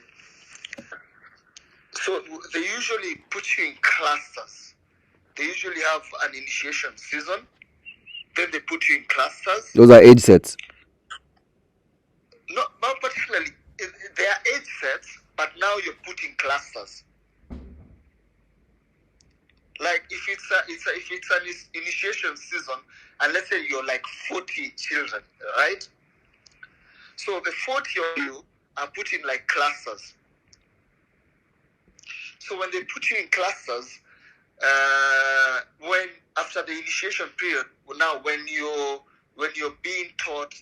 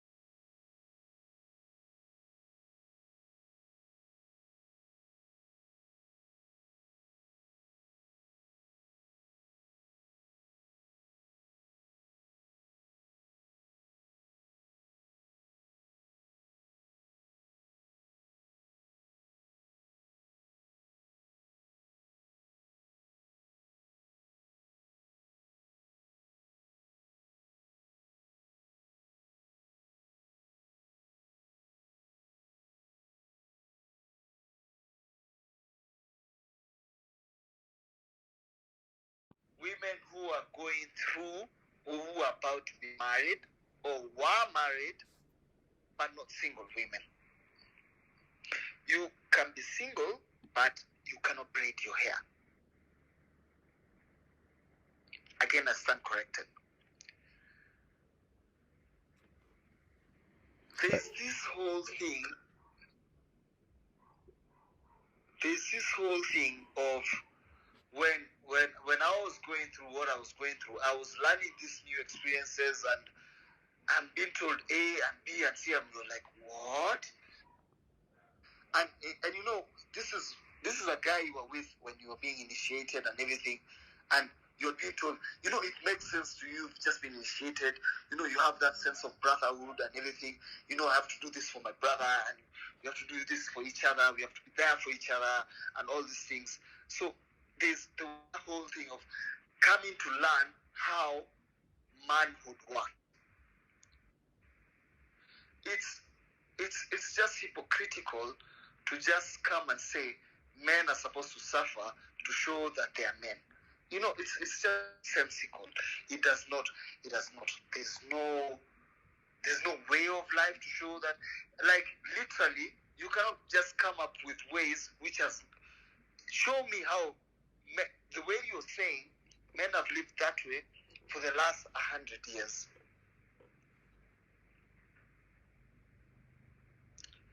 The batiks were, in Maasai culture, the batiks were mostly meant for men. The colorful batiks. When a man kills a lion, they have to wear a mane as a Moran warrior. Take a picture of any Moran and a Maasai woman. Just Google. Tell me who looks more beautiful. Does that make them feminine? I mean, it's just nonsensical how somebody can take advantage of psychological vulnerability that men are having. Instead of addressing it, you just start giving them some nonsensical way of sorting that issue. I mean, it's outrageous. We've had that conversation in depth, and I don't think we want to get into it again because yeah, Red, you know, Red, no, it's no. Hey, by the way, don't even apologize because yeah, I was there where I was a silent listener, but it's okay. I'm sorry for digressing. Yeah. But back to the whole thing. Yeah. It's about let's have this whole thing of creating. It's a holiday. It's about merrymaking, and we can all now just have this whole, you know, just a good space where people can enjoy the holidays. There we agree. Mr. Ashoya, you dropped off before I finished off with you. What's your take on this whole? Because Alan has mentioned something about, you know, guys when they are teenagers, young adults, we sort of have identity issues, and a lot of times we look for sense in numbers and sense in people who, you know, may try to sell us things that, you know, like guys who just confirm our biases. When you're a teenager, when you're a young adult, most of the times you think that rejection is your fault and your problems come from women because Adam ate an apple and now Eve was at fault for now just making your whole boy child suffer, and men must suffer because of Eve, and so no one should trust women. Do you still hold that same view that a lot of these pseudo, like I'll call them pseudo manliness people and checking? Ashura once said that there's no alpha male who will come online and try to check what other men are doing. Like if you're an alpha male, you should be about your business. If you're about your business, you should be doing your business. There's nobody who will come online and say, I'm an alpha male, that's why I'm keeping other men in check. Like, that's not an alpha thing to do. Mr. Shoya, do you still hold that thought? or has it evolved since? Now it has been refined with experience. Tuambie. I think no one should tell anyone how to be anything. There's no way you can tell me how to be a man according to your worldview. How the world is not the same way Ramsey or Alan or even DJ Bash sees the world. It's about my own personal view. We can't tell people to be independent thinkers and then you tell them this is now how you're supposed to think. It doesn't make sense. It beats the purpose, defeating the object. So I'm all about independence. I'm all about people being alpha males, beta males, cigar males, manginas, whichever way you want to describe yourself. The key important question is, who are you? Everyone tells you, to be a man is to do this, to be a man is to do this. But I believe, don't tell the world, don't let the world tell you who you are. Show the world who you are. Show the world the man that you are, and then let the world adjust to you. Like that quote of Toni Morrison. But right now, everyone, masculinity is a big business. It's a booming business. So I kinda get it. It's such a big business. We have male lotions. We have male. What is a male lotion? Honestly, we have male lotions. We have male shavers. Like shaving by the unakata miguu zile nywele zinamea kwa miguu za madem ni the same na zile zinamea kwa miguu za machali, but we have male lotions, we have male shavers, we have so many things now that are just catered to the man so that we massage our egos. Everybody knows we have identity issues, so we always want to be, alpha. Look at me, I'm so manly, I'm losing these manly things, I'm doing these manly things, and it's become a booming business. So I think us guys here pia si tuko busy, lakini busy yetu si agenda same na ya kila mtu mwingine. We're not here to mislead people, we're just here to have conversation. So this has been a very, very nice conversation. Ashoya has been very helpful today, though alikata kuingia space kama co-host. Shout out to Paul for staying for this long. Usually my permanent Manel is ever rotating, so Kome has excused himself. He has an early morning, he's going for a shoot. Bruce obviously has a kiddo, so kiddo has to sleep, and then kesho pia lazima watu wangangane 5 a.m. in the morning. Mi niko hapa for the next few minutes before Arsenal and Everton starts, so nimalize siku yangu na ball, nifurahie hii maisha, nichape kazi ball ikiendelea. You know when we have late night football, I push my deadlines so that I have something to do before the game starts, nisilale. Otherwise nisipoeka kazi huko mbele, I'll just fold myself, whether ni kwa sofa ama kwa bed na nidos. This has been very helpful. Mr. Chairman, Paul, do you have anything to say before we bounce? I don't think any other speaker here has anything to add on. We've kind of exhausted this thing of holidays. Yeah. I think the key thing for me is the way life is happening for people as we go into this first somewhat normal Christmas where guys will be sort of linking up and making merry. I think what's important is, Maze, I think, as guys who are in our 30s, going into our 40s, it's really about creating, your own traditions, picking the things you liked from what you experienced when you were younger, and, building on that going forward. Because, it's supposed to be for merry making, not all this drama. But, sometimes your family drama is what it is, man. Like, it's, I think it kind of also adds to the spice of going to shacks for holidays or whatever it is. Yeah, man. But I think it is that, there are many other conversations sort of sprouted from that I think are quite interesting, and we need to sort of take them down for a possible separate space one of these Mondays to sort of unpack a bit more. Tukutane 12th pale kwa wakardinali. Yeah, mnaenda wakardinali wewe awendi Sauti Sol. Mimi naenda wakardinali. Mse, unajua baba yako unavanga kama wasewa nini? Unavanga kama wasewa Heart the Band, alafu unajipeleka concert ya wakardinali. Unajua mademu wa kardinali wanaenda hizo concert. Gangster love. Unaweza kwa Afro gang, unaweza kwa Afro gang. Naivasha sasa ni Wacha kwa nikienda yeah, sasa King Kiba, I don't know, like too many concerts. Naivasha ni kwa anasa, Concerts, utakoma kwa traffic ukichase skirts. Hiyo ndo ubaya ya Naivasha. You go there with a lot of psych, alafu ule dem alikuwa maybe ya kupatia mavitu manze, amekungojea 2 hours uko kwa traffic, unamwambia tu ni hapa kuna traffic tu hapa Maimahio, alafu gigi inaisha the next day unarudi job. Yeah, the only thing that matters on the 12th is lights out in Abu Dhabi. Everything else I think is just by the way. It's going to be it is going to be intense. Paul, have you ever seen have you ever seen an F1 season like this season? You think we're being panguard for the documentary? Absolute madness. See, Drive to Survive is what? First, second week of January? Yeah.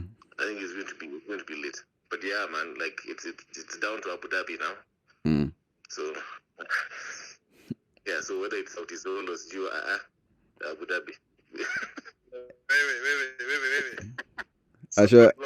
Asha naenda mchana. I hope, like, you know, us guys, when I was deep in the enjoyment scene Nairobi na kina DJ exclusive hapa hivi ameingia space. Ujamaa na kujanga space yangu sale naongea mrachi. Kujangi sale niko serious, sale niko joka tu unaingia. When we were doing these things, we can exclusive alikuwa na mixing Gibakas na Havana na hizo places. Tulikuwa tunasema I'm not going to a gig, for example, on a day when kuna ball alafu kuna screens. And if I'm showing up after the sport or the game. So kama ni enjoyment tunaanza starters wherever we are, whether we'll be watching somewhere where there's a screen and then we show up at the gig after we've watched our football and stuff like that. And I think it kind of changed the game because siku hizi unaona gigs zingine watu wako na telly. You know, like there's football showing, there's F1 showing, and then when you're done with that side, you can go enjoy the music. I don't know if that's going to happen for the gigs on the 12th, but be advised, kuna wanaume by their ball ndio entertainment, like number 1, that's their priority, and then music number 2, because music is always just background music. You can hear music and dance to music, after if you're on the other side of the stage. Yeah. So Ashoya, is that what you're going to do? I'll be party hopping, hopefully. You know. Open. Like we said, freelance ni kazi kweli. Wacha tuone kama client watacheza. Hebu nikuulize. Sasa inaenda kwa hizo. Unajua so they have started that we are closing for the year. Can we just build this in January? Imagine hata mimi kuna gigs ni to think of it is actually a better idea.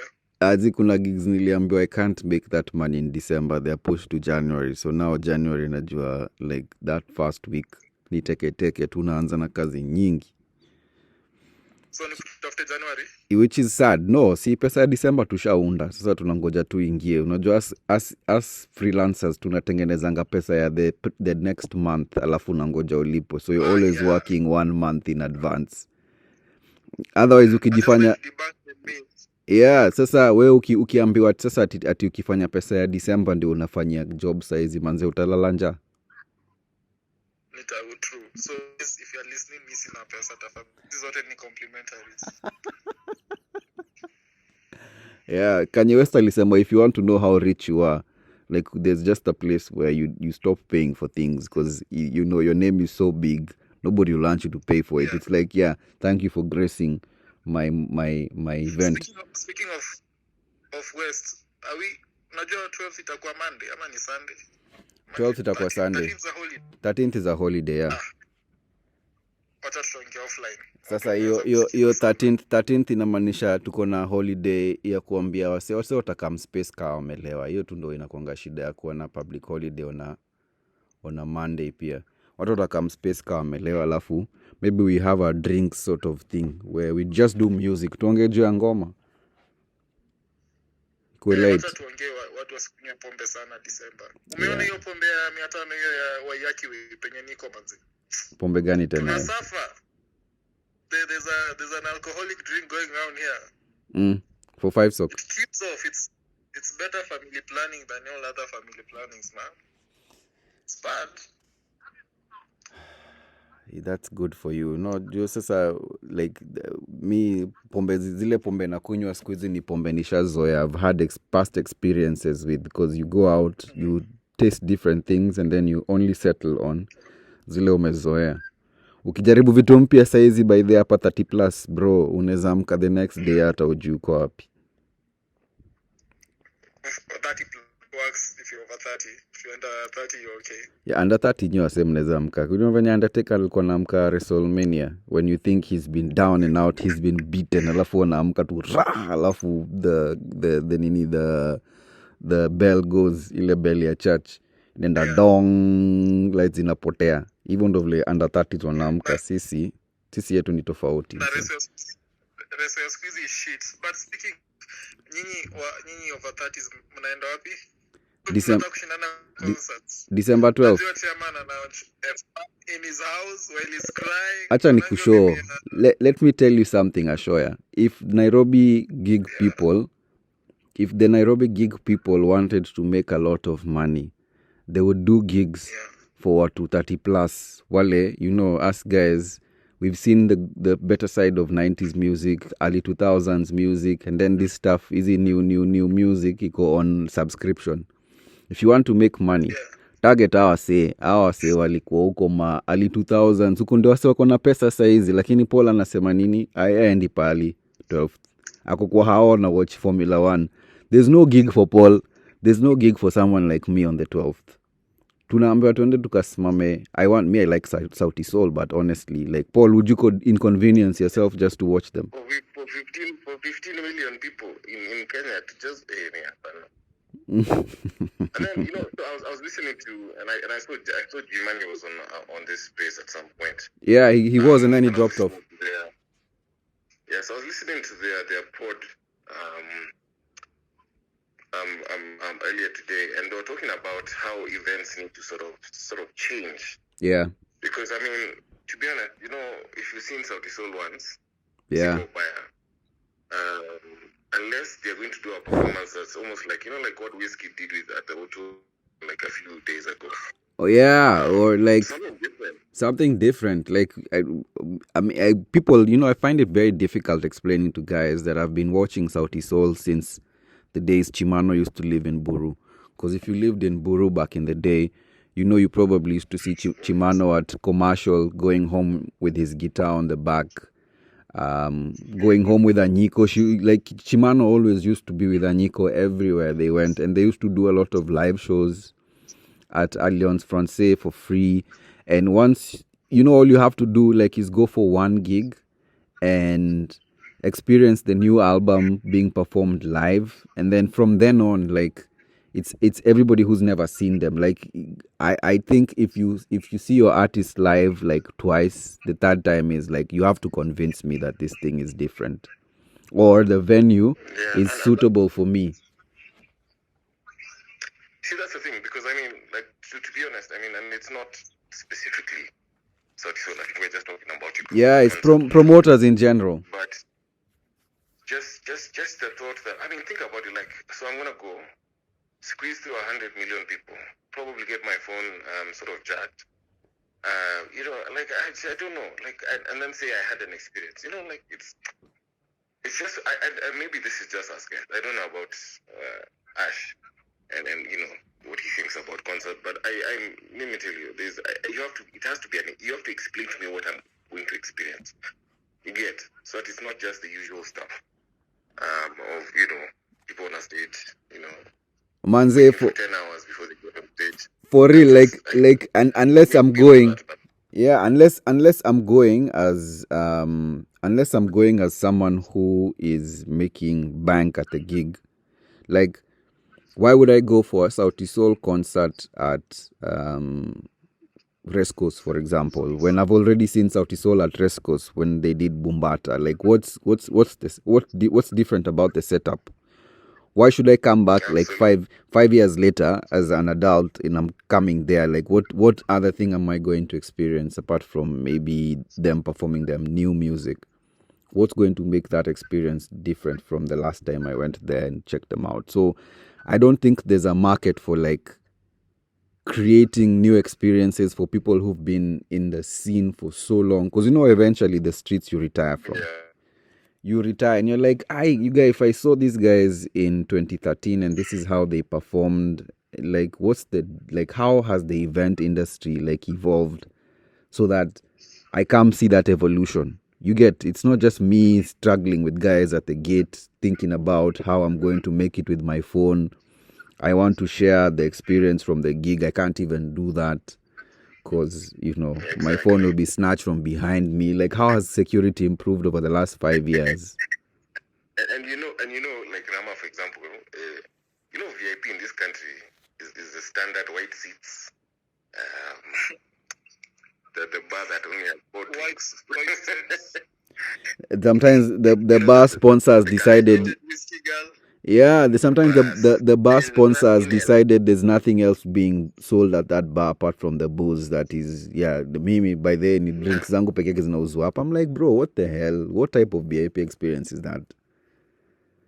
Yeah, so I mean, like, I feel like we are not moving as like events and performances and stuff. I at least personally, I don't. That's the reason why when you asked me about 12, I was like, the only thing I know is lights out in Abu Dhabi. I don't know anything else. Because I'm like, there's nothing I know I will miss out on. You get what I mean? And if anything, I think what would make more sense is if you were going like with a bunch of friends, then that's the only thing you would do. Like, because then you'd be with people that Yeah, you go for the peeps, not the music. Sometimes you find yourself at gigs for the peeps. Not for the music, man. Yeah. So it's just a cool plan to have with your peeps. You know what I mean? Not. Oh my goodness! Let's go see Ali Kiba in Naivasha. I'm like, what? You know what I mean? Like, for what? There's nothing new. And then I'm like, you don't have to have 12 other artists. This is another I don't understand. Like, why would you have Ali Kiba, then you have like 12 other guys who will be performing? I'm like, see, then don't call it an Ali Kiba concert. Just call it, a festival. Yeah. Call it a festival, because that's a festival. I'm a because if Nameless is going to perform, and I'm a fan of Nameless, I'll come. The horse is dead. Evil. Ashoya, tunakufanya ufeel ka we ni fala, by the way si fala. Ni maybe ni uzee umezidi, usiwa influence na wazee by the way. Kama ni kule enjoyment, mimi niliona kuna wase nimeona concert zao kama mara 6. Exclusive hata akisema 31st ako na Bash ama DJ Bash.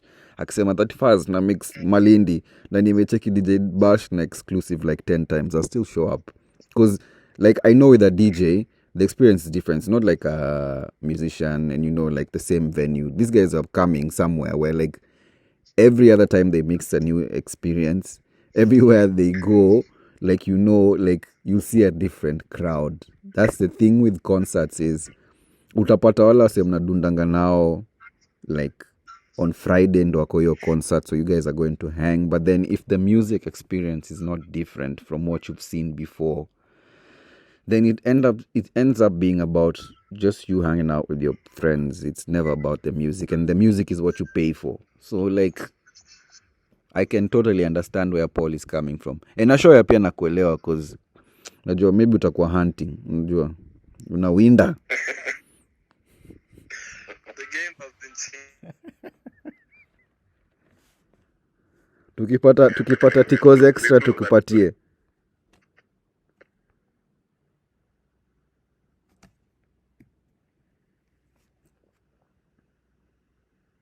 All right, guys. I think it's been all right. I think it's been real. This has been a very good space. Sometimes we try to record these spaces alafu tunagundua kuna pale zinaweza uploadiwa. Like the last week we recorded the spaces and then we tried to upload it on IGTV. We found out IGTV wameban IGTV. So the only way you can access IGTV is if you do a live and then you upload your stuff there. So we're trying to figure out, should we upload these things as YouTube videos? And then bit size. So the Monday Madness assets are up and coming. We have an IG already. We're thinking of doing a Twitter space, a Twitter account very soon. But then that Twitter account, we'll have to wing all of us until it has a couple of numbers that we can work with. Same for Facebook. So if you're not on Twitter sometimes and you're not on IG, you can find us on Facebook. But those are works in progress that Ashoya and I are working to like iron out this week. It's been real though. we really love having these conversations because tunaonana in ways that hatujaionana. Even us guys, sometimes the way I know Ashoya, the way I know Paul, sometimes we have this conversation and you realize, hey, bro, kuna vitu unasema hapa mimi sija experience, ama kuna angle umechukua, like a vantage point that you've given us that we really didn't expect. So those are the things we're going to be highlighting when I say we're recording these spaces. So if Alan said something very interesting, something very helpful, we're going to chop that up. Hopefully next year tutakuwa tunafanya animation, so we chop that up, put it out there so a lot more people can hear about these things, because these spaces are recorded live. There's no opportunity for us to reflect and, just review some of the things that have been said here. As a platform, I think it's important. So we are going to make sure that the discussions we have here and some of the gems that are dropped here are shared with more people, so that more people can see, they're not going through this whole life thing by themselves. We are all sharing the same human experience, just in different variations. So asanteni sana kukuja space. We'll see each other next Monday. Cheers, guys. Cheers. Monday. Au revoir.